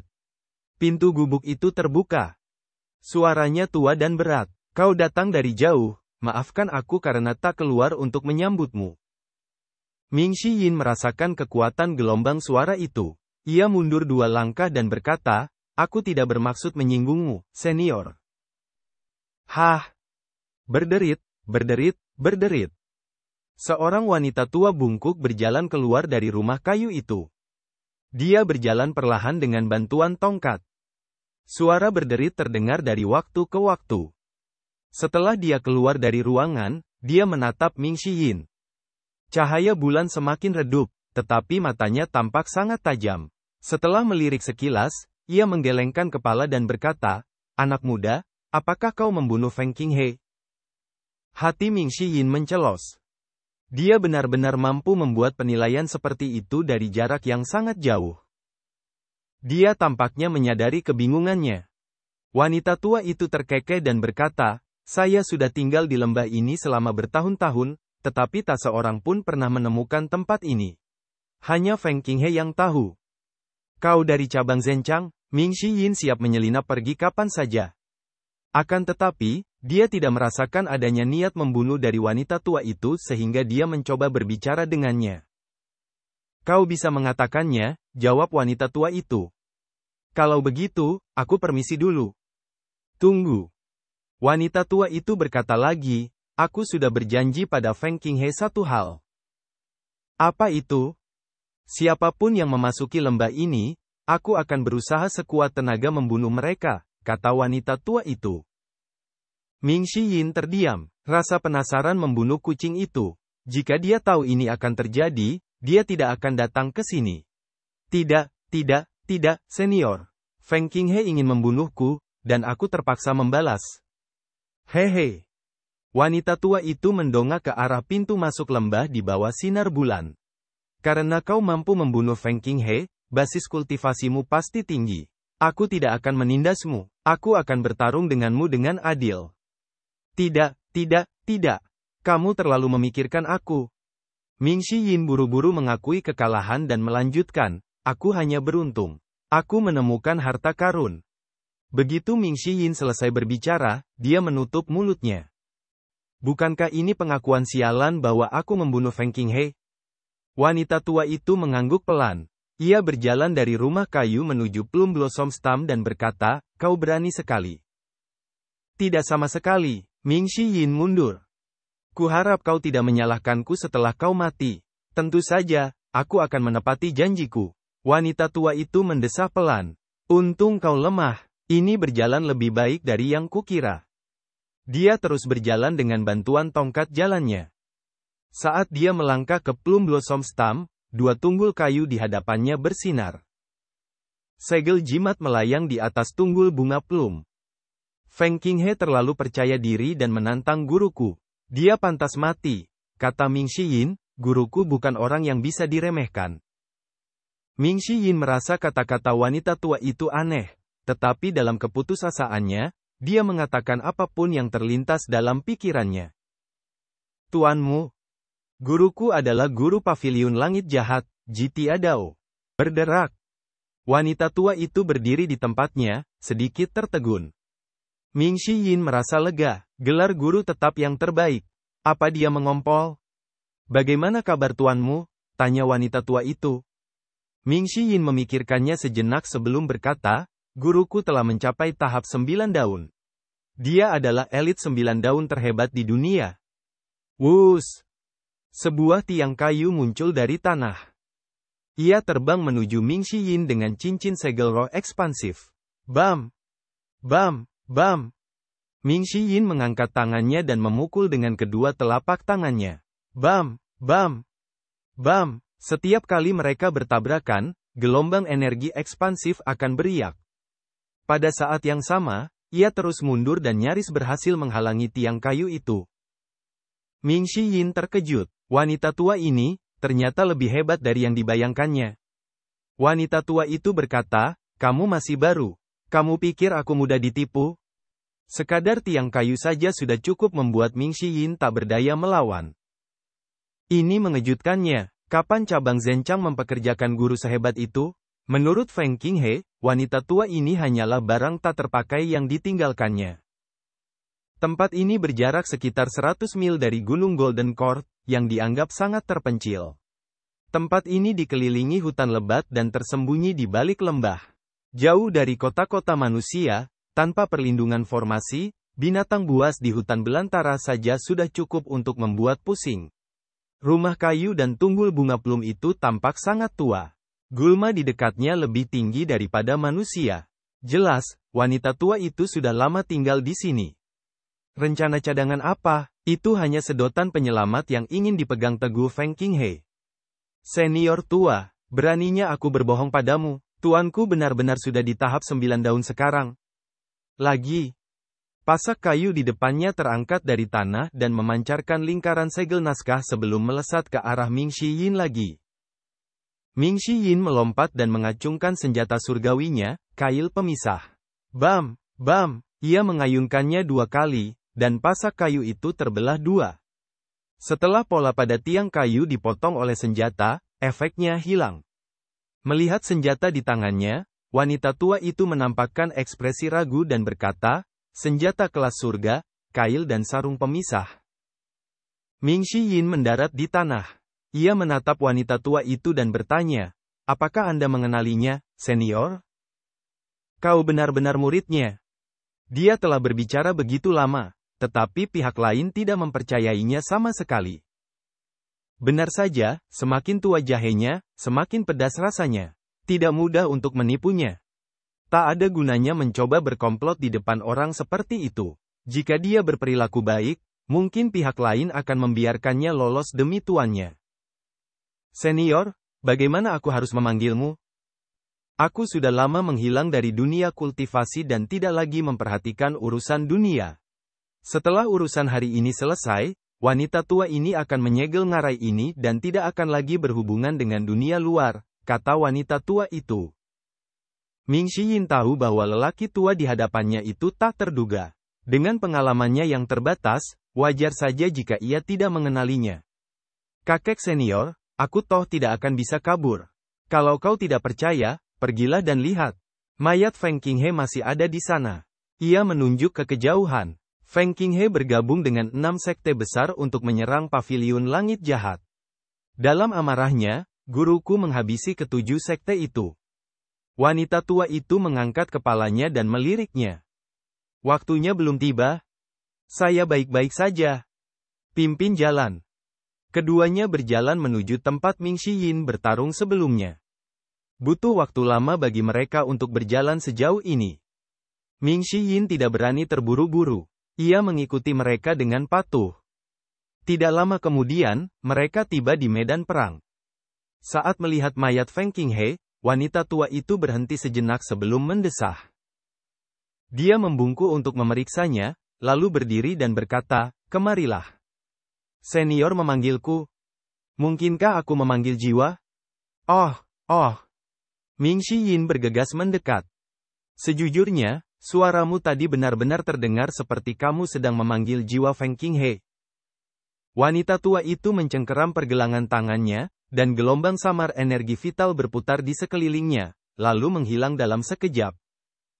4 daun? Benarkah? Aku tidak bersalah. Dengan basis kultivasiku, bagaimana mungkin aku bisa membunuh Feng Qinghe 7 daun? Tanya Ming Yin.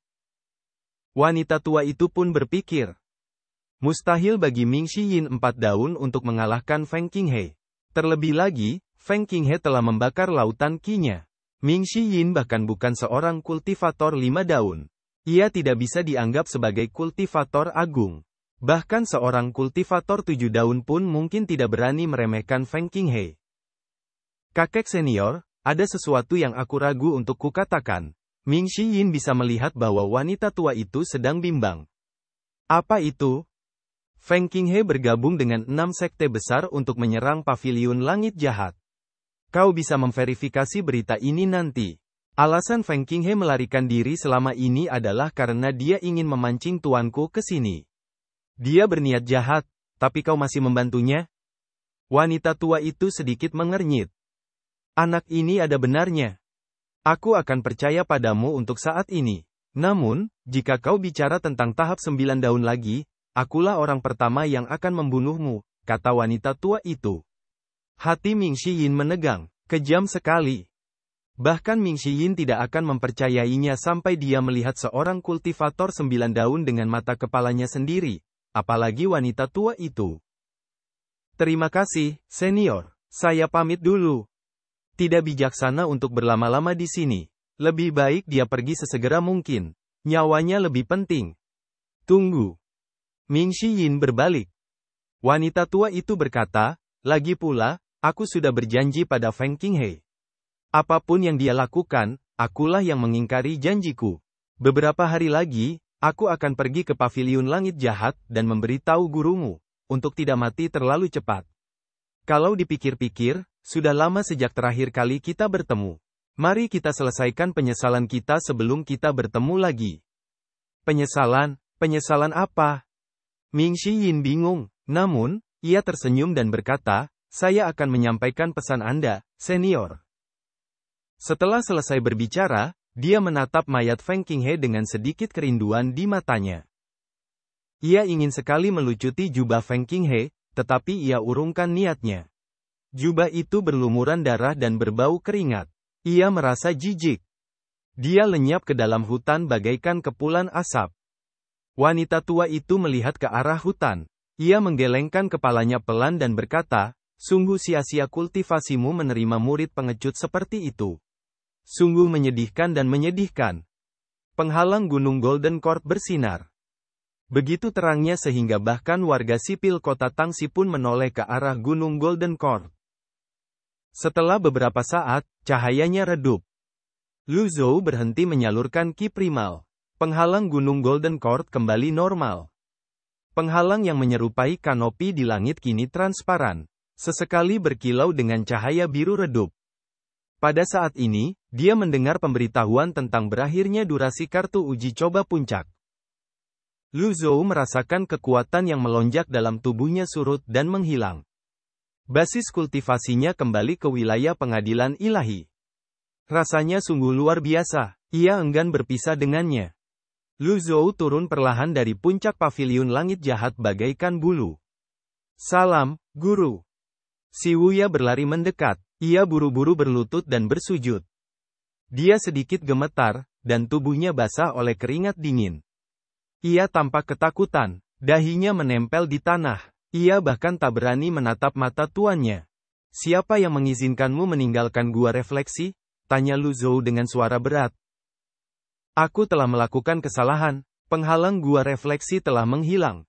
Aku ingin membantu Paviliun Langit Jahat keluar dari kesulitan ini, dan aku merasa cemas. Aku tidak berniat meninggalkan gua refleksi. Tolong selidiki ini, Tuan, kata si Wuya sambil bersujud. Membantu? Lu Zhou mendengus tidak setuju. Bisakah kau membantu kami dengan basis kultivasimu yang lemah itu? Murid. Apakah menurutmu 7 sekte besar akan terancam olehmu? Tanya Lu Zhou. Si Wuya tidak bisa berkata-kata karena bantahan Lu Zhou. Pada akhirnya, semua sistem pengawasan dan keseimbangan dibangun di atas kekuatan tinju seseorang. 7 sekte besar siap mati. Sekalipun Lu Zhou berlidah perak, mampukah ia meyakinkan mereka untuk mundur? Setelah menyaksikan pertempuran itu, si Wuya sangat terguncang. 7 sekte besar berani menyerang seorang kultivator 9 daun. Bagaimana mungkin mereka dikendalikan oleh orang lemah seperti Lu Zhou? Pada saat ini, Leng Luo, Hua Wudao, Duan Museng, dan murid lainnya kembali ke Paviliun Langit Jahat. Ketika mereka mendarat di depan aula besar dan melihat Lu Zhou berdiri di hadapan mereka, mereka membungkuk serempak. Salam, Master Pavilion. Salam, Guru. Guru, kekuatanmu tak tertandingi dan tak terkalahkan. Siapa yang berani menantangmu saat kau berada di tahap 9 daun? Sanjungan Lu Zhou sulit diterima. Yang lainnya merasakan kulit kepala mereka geli ketika mendengar ini. Lu Zhou mengelus jenggotnya dan mengangguk. Ia berkata, bawa dia pergi. Dipahami. Si Wuya dengan hormat mengikuti Zhou Jifeng kembali ke gua refleksi. Lu Zhou melirik bulan. Ia punya banyak perintah, tetapi sudah terlambat.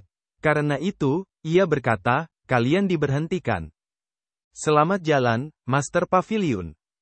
Selamat jalan, Tuan. Lu Zhou melambaikan lengan bajunya dan berjalan menuju paviliun timur. Jika seorang kultivator 9 daun tidak pergi, siapa yang berani bergerak? Semua orang menahan napas dan mempertahankan posisi membungkuk. Bahkan Leng Luo dan Hua Wudao.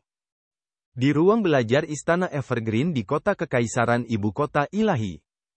Kaisar saat ini, Liu Gu, terus menulis dengan kuasnya. Langkah kaki sang bendahara nampak sangat cemas saat mereka berjalan mendekat. Liu Gu secara naluriah berhenti. Ia meletakkan kuasnya dan melihat ke arah pintu masuk ruang kerja.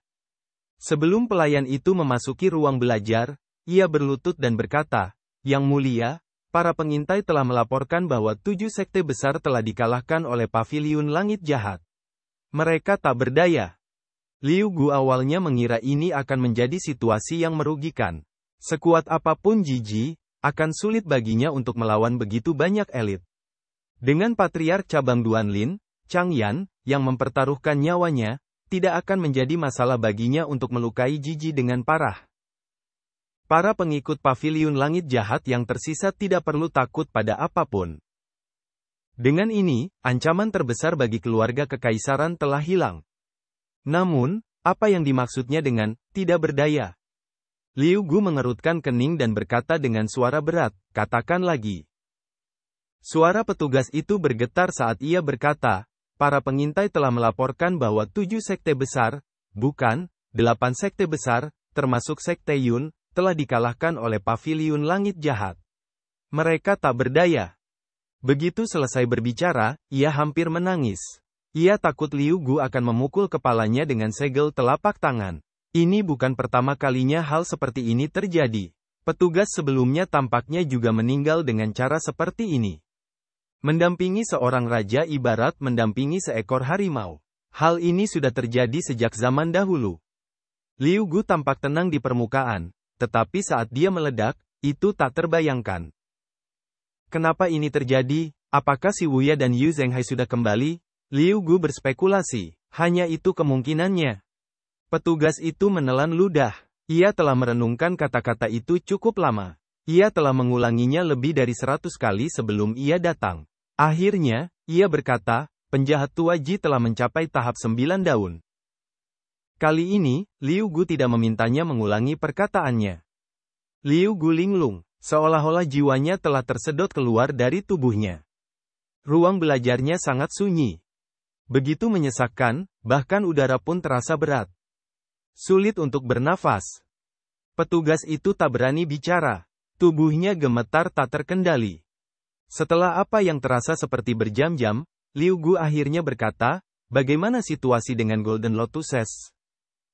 Yang mulia, ada 10 orang yang selamat. Salah satunya sedang mencoba menumbuhkan daun baru. Baiklah, Liu Gu kembali ke ruang kerjanya. Ia menahan emosinya dan bertanya dengan tenang, bagaimana situasi di Provinsi Liang? Warga Rouli dan Sekte Nether sedang terlibat pertempuran sengit. Yu Zhenghai sudah berangkat ke Provinsi Liang. Kurasa dia tidak akan punya kesempatan untuk membuat masalah untuk saat ini, kata pelayan internal itu dengan tenang. Saat suaranya jatuh, Liu Gu mengambil kuas, mencelupkannya ke dalam tinta, dan menulis di kertas Suan, Yi Tong. Goresan terakhir kata, Tong, terangkat dengan berat. Siu. Karakter, Tong, tampak hidup. Cahaya keemasan menyelimuti tinta, dan dalam bentuk huruf segel, ia terbang menuju petugas di pintu. Dalam sekejap mata, benda itu menembus kepalanya. Liu Gu tidak menatap kepala pelayan itu. Ia hanya mendengar suara buah pecah sambil terus menambahkan dua kata tersisa, ras-ras yang tak terhitung jumlahnya. Dia baru meletakkan kuasnya setelah selesai menuliskan 4 kata, satukan berbagai ras. Dia berkata tanpa emosi, bawa mereka ke bawah. Di sini. Kepala petugas itu meledak, dan matanya terbelalak. Bahkan saat meninggal, dia tidak mengerti mengapa Liu Gu tiba-tiba membunuhnya. Sekte Nether milik Yu Zhenghai telah mengacaukan 9 provinsi. Apa maksudnya dengan tidak ada peluang baginya untuk menimbulkan masalah dalam waktu dekat? Bukankah ini seharusnya menjadi penghinaan bagi Liu Gu? Ibu kota ilahi merupakan kota tersibuk di Yan Agung. Itu juga merupakan tempat dengan informasi terbanyak. Tidak mengherankan bahwa Liu Gu adalah orang pertama yang mengetahui hal ini. Namun, tak ada tembok yang tak tertembus di bawah langit. Mustahil pertempuran sebesar itu bisa disembunyikan. Tak lama kemudian, kabar tentang Master Pavilion Langit Jahat yang mencapai tahap 9 daun menyebar ke seluruh ibu kota ilahi. Kemudian, dengan ibu kota ilahi sebagai pusatnya, kabar tersebut menyebar ke 9 provinsi. Untuk sementara waktu, prestasi Evil Sky Pavilion mengejutkan dunia. Di stasiun relay tertentu di ibu kota ilahi, beberapa pembudidaya sedang membicarakan minuman. Siapa yang berani melawan Evil Sky Pavilion jika itu menjadi kekuatan terbesar di bawah langit di masa depan? Seperti yang diharapkan dari tempat yang aku kagumi. Jika aku bisa memasuki Evil Sky Pavilion suatu hari nanti, aku akan rela menyerahkan 10 tahun hidupku. Lupakan saja, dengan bakatmu, kamu bahkan mungkin tidak akan dipekerjakan sebagai bantuan. Yang lainnya tertawa terbahak-bahak. Sikap para pembudidaya berubah dengan cepat. Mereka yang awalnya mendukung Evil Sky Pavilion secara alami menjadi lebih suportif dan fanatik. Mereka yang menentang Evil Sky Pavilion dibungkam. Pada saat ini, seorang pria yang anggun dan tenang bertanya, "Maafkan saya, tetapi apakah benar ada kultivator 9 daun?" "Kamerat, aku tahu kau bukan dari sekitar bagian ini." Tidak diragukan lagi, Patriark Pavilion Langit Jahat ada di tahap 9 daun. Dia memutuskan teratai emasnya. Jangan berpikir bahwa dia melakukannya. Metode memotong teratai emas baru-baru ini dipublikasikan. Hanya ada segelintir yang selamat dari tindakan itu, dan mereka harus menumbuhkan daun lagi. Oleh karena itu, aku curiga bahwa penjahat tua itu memiliki metode lain. Seseorang mengangguk dan menimpali, itu benar. Memutuskan teratai emas hanyalah salah satu cara. Saya mendengar bahwa beberapa sekte besar mencoba untuk menekan pembentukan teratai emas mereka sejak mereka melangkah ke alam ketuhanan baru lahir dan fokus saat membentuk daun sebagai gantinya. Beberapa mencoba membatasi lotus emas mereka dengan bantuan ramuan. Ada lebih banyak cara untuk melakukan ini sekarang. Para pembudidaya mengangguk. Pria yang anggun dan tenang itu tersenyum dan berkata, "Terima kasih." Dia berdiri dan hendak pergi. Seorang pelayan di stasiun relay melangkah maju dan menghentikannya. "Halo, tehnya seharga 2 koin tembaga." Pria itu terkejut. Ia menepuk-nepuk sakunya dan berkata tanpa daya, "Maaf, hari ini saya sedang tidak nyaman. Saya akan mengembalikannya lain hari." "Hah, Pak, banyak sekali yang menonton. Kami kan cuma usaha kecil-kecilan," kata pelayan itu dengan nada khawatir. Pria itu kembali meraba sakunya. Tidak ada apa-apa di sakunya. Uang receh membuat seorang pahlawan bingung. Sepertinya memang begitulah adanya. Pelayan itu melihat pedang di tubuh pria itu dan berkata, "Mengapa kamu tidak meninggalkan pedang ini di sini?" Mendengar nama pedang itu, para pembudidaya di sekitarnya pun menoleh ke arahnya. Siapapun yang bermata jeli dapat mengetahui bahwa itu adalah pedang yang bagus. Mereka tahu apa arti pedang bagi seorang pendekar pedang. Seorang pendekar pedang tidak akan pernah membiarkan pedangnya meninggalkan sisinya. "Aku akan membayarnya." Seorang wanita anggun muncul di stasiun pemancar dan melemparkan 2 koin tembaga kepada pria itu. Pria itu meliriknya dan berkata, "Terima kasih." Dia seorang kultivator hebat. Namun, dia malah diselamatkan oleh seorang wanita. Sungguh menyedihkan, yang lain merasa malu untuknya. Wanita itu tiba-tiba membungkuk dan berkata dengan tulus, "Terimalah aku sebagai muridmu, tuan kedua." Yang lainnya tercengang.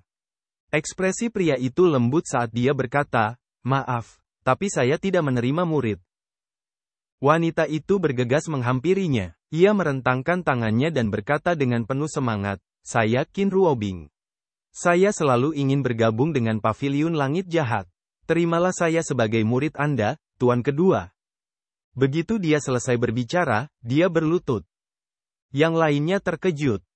"Aku ingat sekarang, dia putri Pangeran Qi, Qin Jun. Itu dia, kalau begitu, orang ini. Dia adalah murid kedua Paviliun Langit Jahat, Yu Sangrong, yang terbang kembali dari Gunung Wuxian. Dia kebetulan sedang melewati ibu kota ilahi dan berhenti untuk beristirahat." Wus! Para petani itu segera bersujud di tanah sambil gemetar. Pelayan itu tercengang. Setelah memikirkannya sejenak, ia memberanikan diri dan mengeluarkan 2 koin tembaga yang diterimanya. Ia berjalan menghampiri pria itu dengan ketakutan sekaligus kegembiraan. Dia tergagap, saya minta maaf, saya tidak mengenali Gunung Tai. Kumohon, kumohon, kumohon. Kamu pantas mendapatkan ini." Yu Sangrong tersenyum tipis. Ya, kau pantas mendapatkannya." Pelayan itu terkejut, ia tak menyangka tuan kedua dari Paviliun Langit Jahat begitu mudah didekati.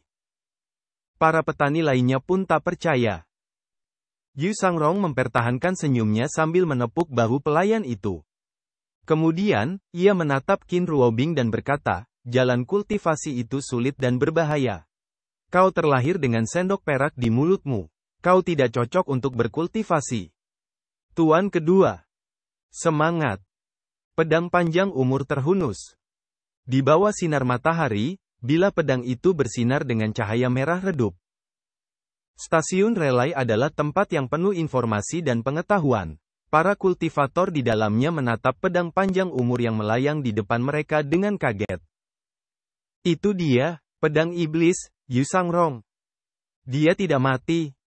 Setelah Yu Sangrong meninggalkan Gunung Wuxian, dia terus terbang. Ia tidak tahu Paviliun Langit Jahat sedang dilanda bencana besar. Karena itu, ia tidak terburu-buru. Kultivasinya telah turun ke tahap 3 daun tanpa teratai emas. Ia ingin tetap rendah hati dan meninggalkan ibu kota ilahi sesegera mungkin. Sayangnya, ia mendengar cerita tentang teratai emas 9 daun di sepanjang jalan. Tak seorang pun yang lebih memperhatikan tahap 9 daun daripada seorang ahli 8 daun. Yu Sangrong tidak terkecuali. Oleh karena itu, dia datang ke stasiun pemancar ibu kota ilahi untuk beristirahat dan bertanya tentang tahap 9 daun. Setelah mendengarkan selama setengah hari, Yu Sangrong memperoleh pemahaman dasar tentang situasi tersebut. Dalam satu kalimat, gurunya telah mengalahkan 8 sekte besar dengan basis kultivasi 9 daunnya. Mengenai kebenaran masalah ini, rinciannya, dan apakah rumor itu salah, dia akan mengetahuinya saat dia kembali. Yang perlu dilakukan Yu Sangrong hanyalah memastikan bahwa Paviliun Langit Jahat masih ada. Akan tetapi, ia tidak menyangka akan bertemu seseorang yang mengenalnya di stasiun pemancar. Sebelumnya, Yu Sangrong hanya pernah bertemu dengannya sekali. Saat itu, ia sedang berkeliling ibu kota ilahi bersama kakak seniornya. Mereka tinggal sementara di kediaman Pangeran Qi. Saat itulah mereka bertemu. Ia tidak menyangka Yu Sangrong begitu terikat dengan Paviliun Langit Jahat. Pedang panjang umur yang melayang menghalangi jalan Qin Ruobing. Dia tidak berani bergerak maju. Yu Sangrong berbalik, membelakangi Qin Ruobing. Ia berkata dengan tenang, "Jangan terlalu memikirkan dirimu sendiri. Kau hanya akan menderita jika begitu. Selamat tinggal." Jika dia tidak menyangkalnya, dia hanya akan menyakitinya di masa depan. Ketika Yu Sangrong berjalan pergi, pedang panjang umurnya kembali ke sarungnya. Tidak ada kultivator yang berani menyinggung seseorang seperti Yu Sangrong kecuali dia ingin mati. Para kultivator menyaksikan kepergian Yu Sangrong. Ekspresi iri dan kagum terpancar di wajah mereka. Mungkin, seperti itulah sosok pendekar pedang sejati.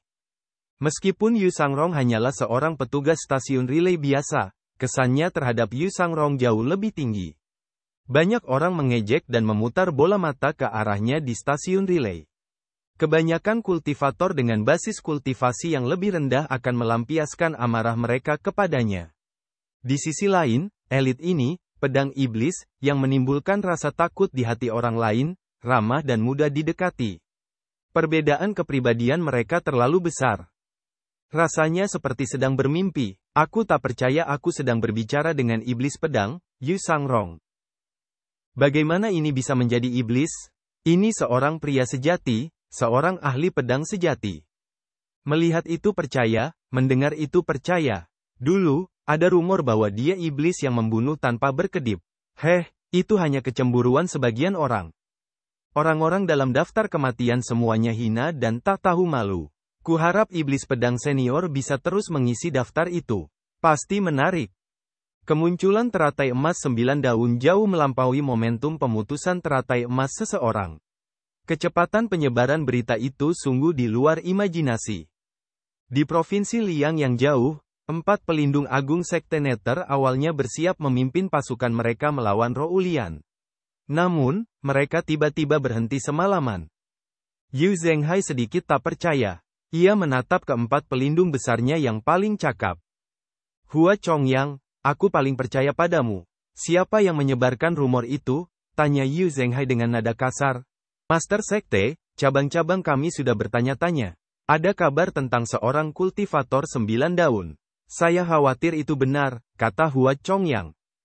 Bai Yuqing membungkuk dan berkata, Paviliun Langit Jahat diserang bersamaan dengan kita melawan kaum Roulian. Bagaimana mungkin ada kebetulan seperti itu?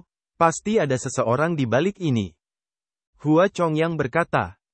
Mundurnya suku lain secara tiba-tiba pasti karena mereka takut dengan tahap 9 daun. Ini hal yang baik untuk kita. Mulai sekarang, kita bisa fokus berurusan dengan keluarga kerajaan. Yu Zhenghai tampak tidak senang saat mendengar kata-kata mereka. Sebaliknya, dia mondar-mandir, sedikit gelisah. Bagaimana kabar Paviliun Langit Jahat? Tanya Yu Zhenghai. Jadi bagaimana kalau dia bisa menaklukkan dunia? Kemunculan seorang kultivator 9 daun akan menghancurkan semua rencananya. Hua Chongyang berkata. Pada dasarnya, sudah dipastikan bahwa serangan 7 sekte besar terhadap Paviliun Langit Jahat telah gagal. Penghalang Gunung Pengadilan Emas telah dipulihkan. Tahap 9 daun. Saya khawatir tahap 9 daun lebih kuat dari yang kita bayangkan. Yu Zhenghai tidak senang karena gurunya menjadi lebih kuat. Malahan, ia frustrasi. Jika ini terus berlanjut, bagaimana dia akan berurusan dengan keluarga kerajaan? Dia masih bisa bersembunyi di 9 provinsi Great Yan. Jika dia ingin menaklukkan Yan Agung, dia harus melawan keluarga kekaisaran. Pada saat itu, bagaimana jika tuannya datang mencari masalah dengan teratai emas 9 daun?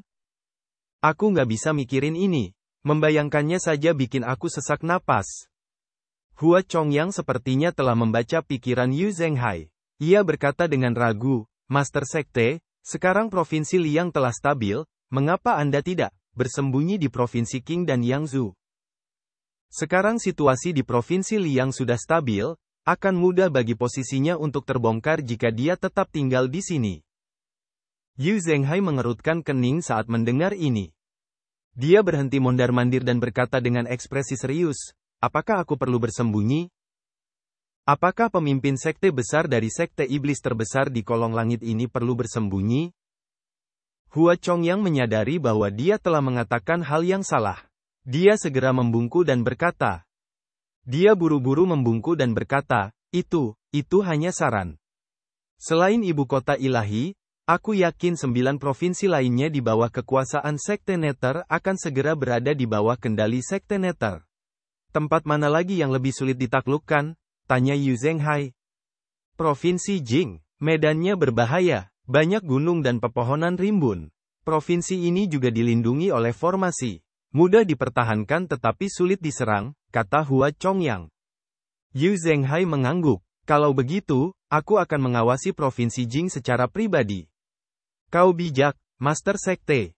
Denganmu di sini, tak perlu khawatir tak bisa menaklukkan Provinsi Jing. Aku bersedia memimpin dan melepasmu besok pagi, Master Sekte, kata Hua Chongyang. Saudara Chongyang, kamu pasti lelah. Serahkan saja padaku, kata Bai Yuking. Kurasa kalian berdua lelah. Biar aku saja, kata Di King.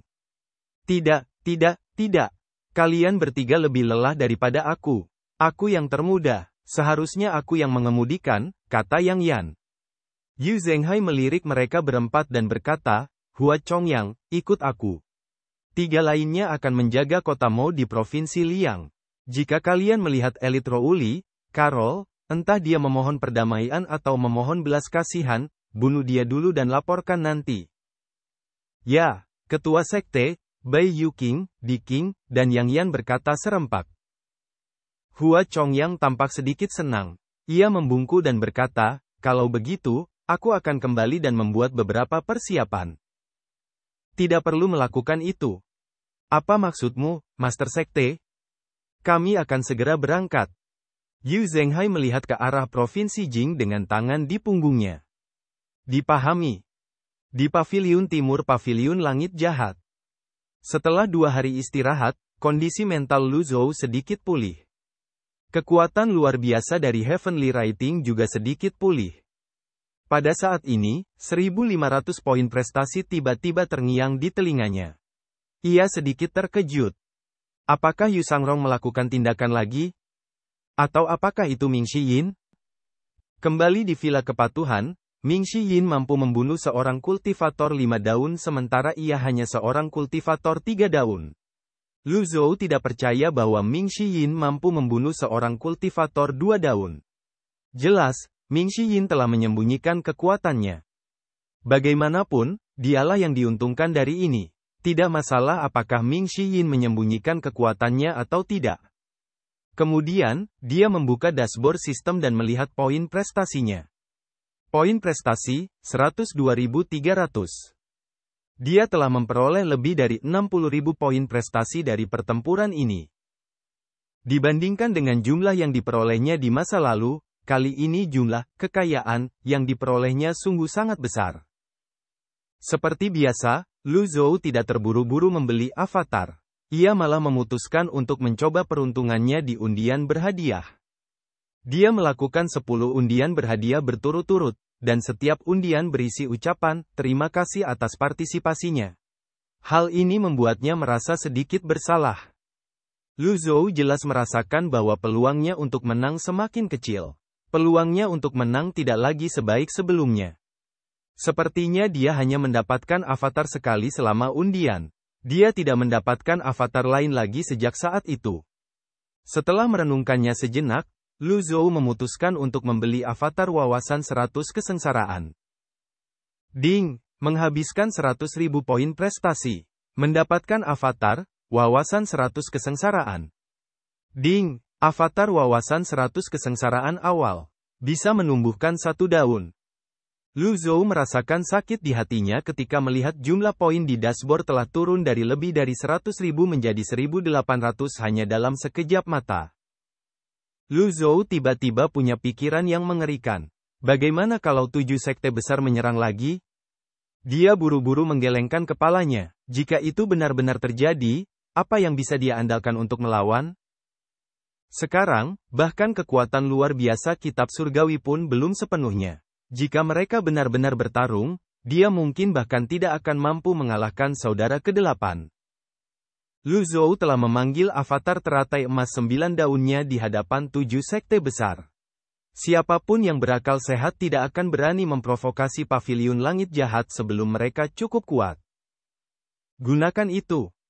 Dia bernyanyi dalam hati. Avatar wawasan 100 kesengsaraan berubah menjadi bintik-bintik cahaya bintang yang mengelilingi tubuhnya. Tak lama kemudian, bintik-bintik itu menyatu ke dalam tubuhnya. Dia tiba-tiba merasakan gelombang kekuatan memasuki lautan Qi dantiannya. Lautan Qi di dantiannya yang awalnya lemah, kini terisi dengan kekuatan pasang surut yang dahsyat. Pada saat berikutnya, dia dapat dengan jelas merasakan avatar 10 dunia digantikan oleh avatar wawasan 100 kesengsaraan. Qi vital melonjak di sekitar Paviliun Timur. Para anggota Paviliun Langit Jahat merasakan keributan aneh ini. Di Paviliun Selatan, Mendengar bualan Leng Luo, ia menggelengkan kepala dan berkata, "Meskipun aku tidak melihatnya dengan mata kepalaku sendiri, aku mendengar suara pertempuran malam itu. Aku percaya padamu." Leng Luo terkekeh dan berkata, "Pan Tua, apa maksudmu dengan percaya padaku? Semua yang kukatakan itu benar, tanpa sedikit pun dilebih-lebihkan. Kau orang tua, tidakkah kau merasa menyesal karena tidak bisa melihatnya dengan mata kepalamu sendiri?" Kata-kata ini keluar. Untuk sekali ini, Pan Litian tidak membantahnya. Faktanya, Pan Zong telah menceritakan kepadanya lebih dari sekali tentang apa yang dilihatnya malam itu. Siapa yang tidak ingin melihat seorang kultivator 9 daun? Sayang, dia masih dalam tahap pemulihan dan belum bisa menyaksikan kejayaan seorang kultivator 9 daun.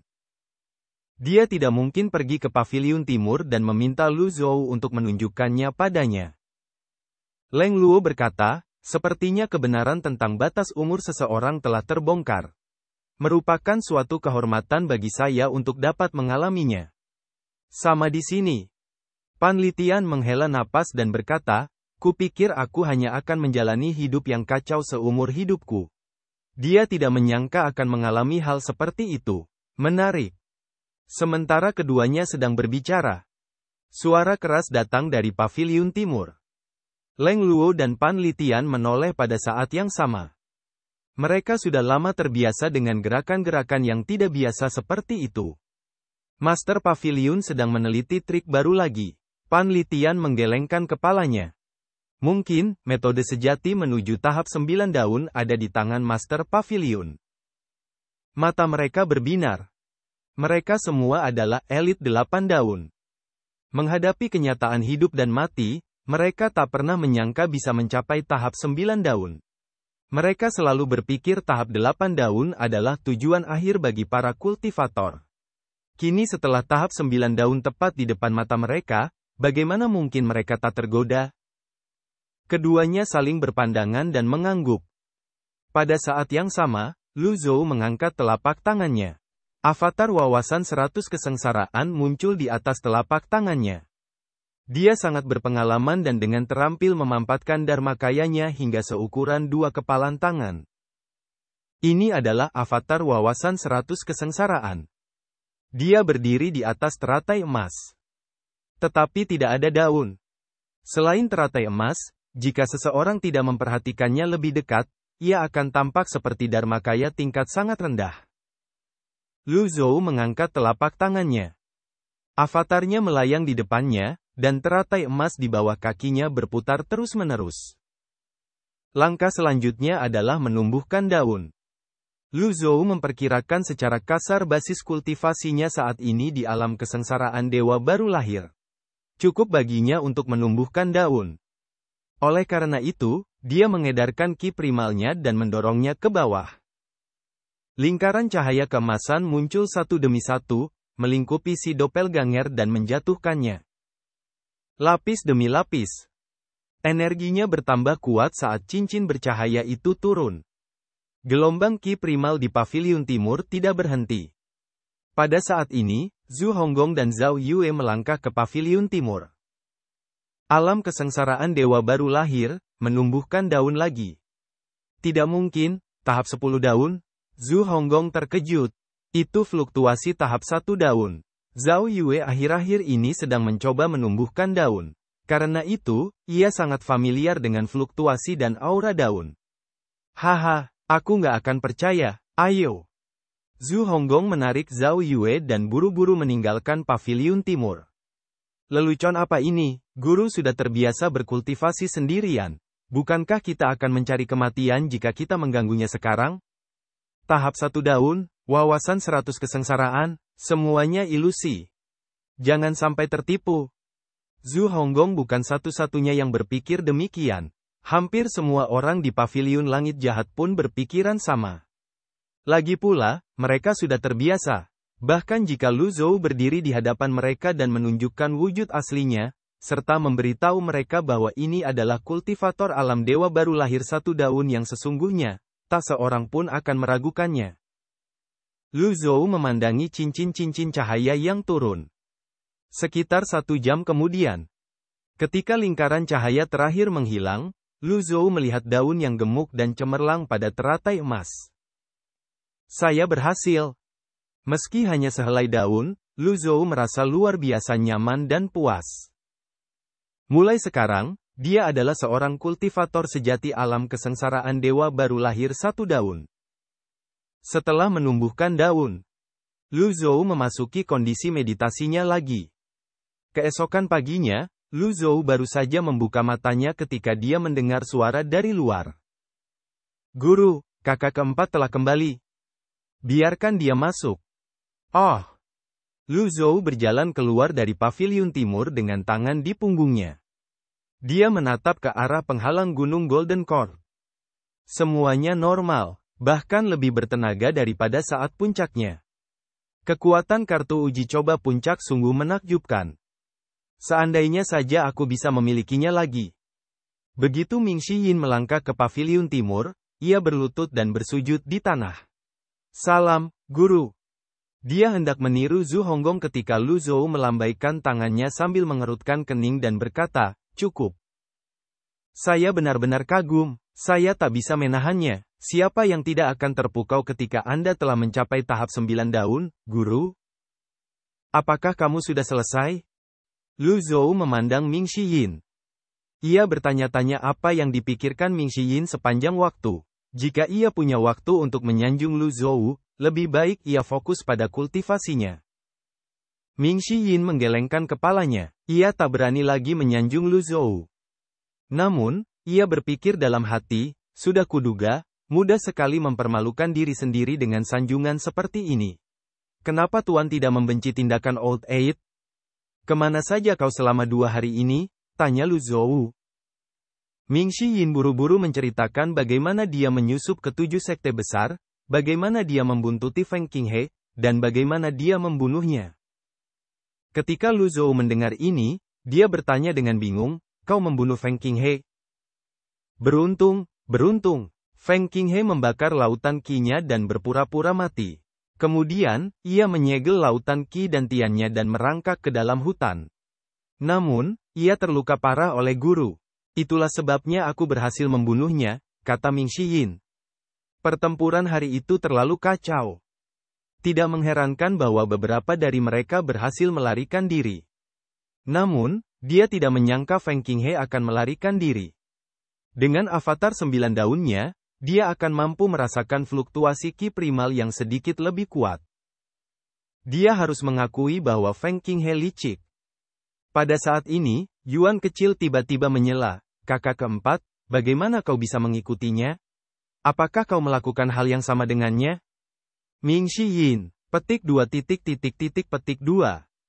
Dia berdeham dan berkata dengan wajah datar, jangan pedulikan detailnya. Terlepas dari bagaimana Ming Yin mengikuti Feng Qinghe, dia telah melakukan perbuatan baik dengan membunuhnya. Lu Zhou tidak akan menyalahkannya untuk ini. Kau melakukannya dengan baik, puji Lu Zhou. Terima kasih atas pujiannya, Guru. Saya punya sesuatu untuk dilaporkan, kata Ming Yin. Berbicara. Setelah aku membunuh Feng Qinghe, aku bertemu dengan seorang wanita tua. Ming Yin bercerita tentang wanita tua yang ditemuinya di lembah, termasuk penampilannya. Setelah itu, ia menambahkan, wanita tua itu adalah pembantu Feng Qinghe. Dia ingin membunuhku. Untungnya, aku sigap dan menyebut namamu. Dia sangat ketakutan sehingga tidak berani bertindak. Lu Zhou mengelus jenggotnya dengan tangan di punggungnya dan dengan tenang berkata, Zuo Yushu. Ming Yin menggaruk kepalanya. Siapa Zuo Yushu? Pada saat ini, suara Leng Luo datang dari belakang mereka. Wajar jika kau tidak mengenalnya. Zuo Yushu adalah seorang kultivator jenius yang namanya mengguncang aliran Konfusianisme 500 tahun yang lalu. Ia juga konon merupakan orang suci wanita pertama di Yan Agung. Sayangnya, ajaran aliran Konfusianisme hanya diwariskan kepada pria, bukan wanita. Zuo Yushu memiliki kepribadian yang kuat dan pantang menyerah. Sejak saat itu, ia memutuskan hubungan dengan sekte Konfusianisme. Ming Yin menggaruk kepalanya. Ketika teringat ekspresi tegas di wajah wanita tua itu, ia merasa sedikit bersalah. Bagaimana mungkin orang seperti dia mudah sekali putus cinta? Dia memang pemarah. Mungkin masalahnya tidak sesederhana yang dibayangkan Leng Luo. Hanya laki-laki, tidak ada perempuan? Tanya Ming Xiyin bingung. Leng Luo menghampiri yang lain dan menangkupkan tinjunya ke arah Lu Zhou. Lu Zhou mengangguk sebagai jawaban. Leng Luo memandang Ming Xiyin dan menjelaskan, sejak zaman kuno, dinasti-dinasti telah menguasai dunia melalui cara-cara sipil dan militer. Mereka memonopoli pendidikan pemerintah. Rakyat jelata hanya bisa berlatih tempering tubuh. Jika beruntung, mereka bisa memasuki alam pemadatan indera dari alam pencerahan mistik.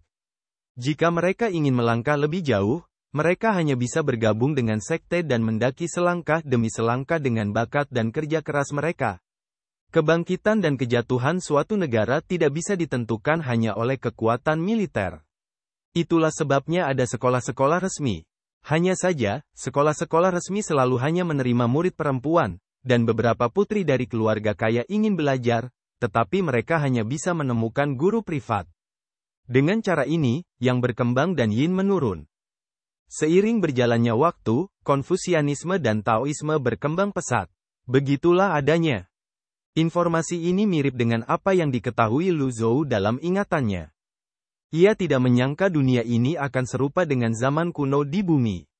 Namun, dibandingkan dengan bumi, Yan Agung tidak berada dalam situasi di mana laki-laki lebih unggul daripada perempuan. Dalam hal kultivasi, banyak sekte juga menganjurkan murid perempuan. Betapa ironisnya, kata Ming Xiyin. 500 tahun yang lalu, Zhu Yushu adalah penguasa energi surgawi ekspansif. Setelah ia memutuskan hubungan dengan sekte Konfusianisme, ia mengasingkan diri. Tidak ada yang tahu apa yang terjadi padanya. Berdasarkan kata-kata Leng Luo, sepertinya ia mengagumi sosok kuat ini. Kita akan tahu saat dia ada di sini, kata Ming Xiyin. Leng Luo berseru kaget. Dia datang ke paviliun langit jahat? Benar. Dia ingin membela kepala cabang Zhenchang, Feng Qinghe, kata Ming Xiyin. Jika ini terjadi di masa lalu, Leng Luo pasti akan mengkhawatirkan Master Pavilion jika Zhuo Yushu membela Feng Qinghe.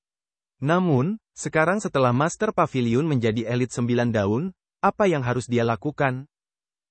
Kau terlalu melebih-lebihkan dirimu sendiri, kata Leng Luo. Lu Zhou mengelus jenggotnya dan berkata, kita kesampingkan dulu masalah ini. Ada apa, Tetua Leng? Leng Luo membungkuk. Saya ingin meminta bimbingan di tahap 9 daun, Master Pavilion. Pada akhirnya, hal itu tetap datang.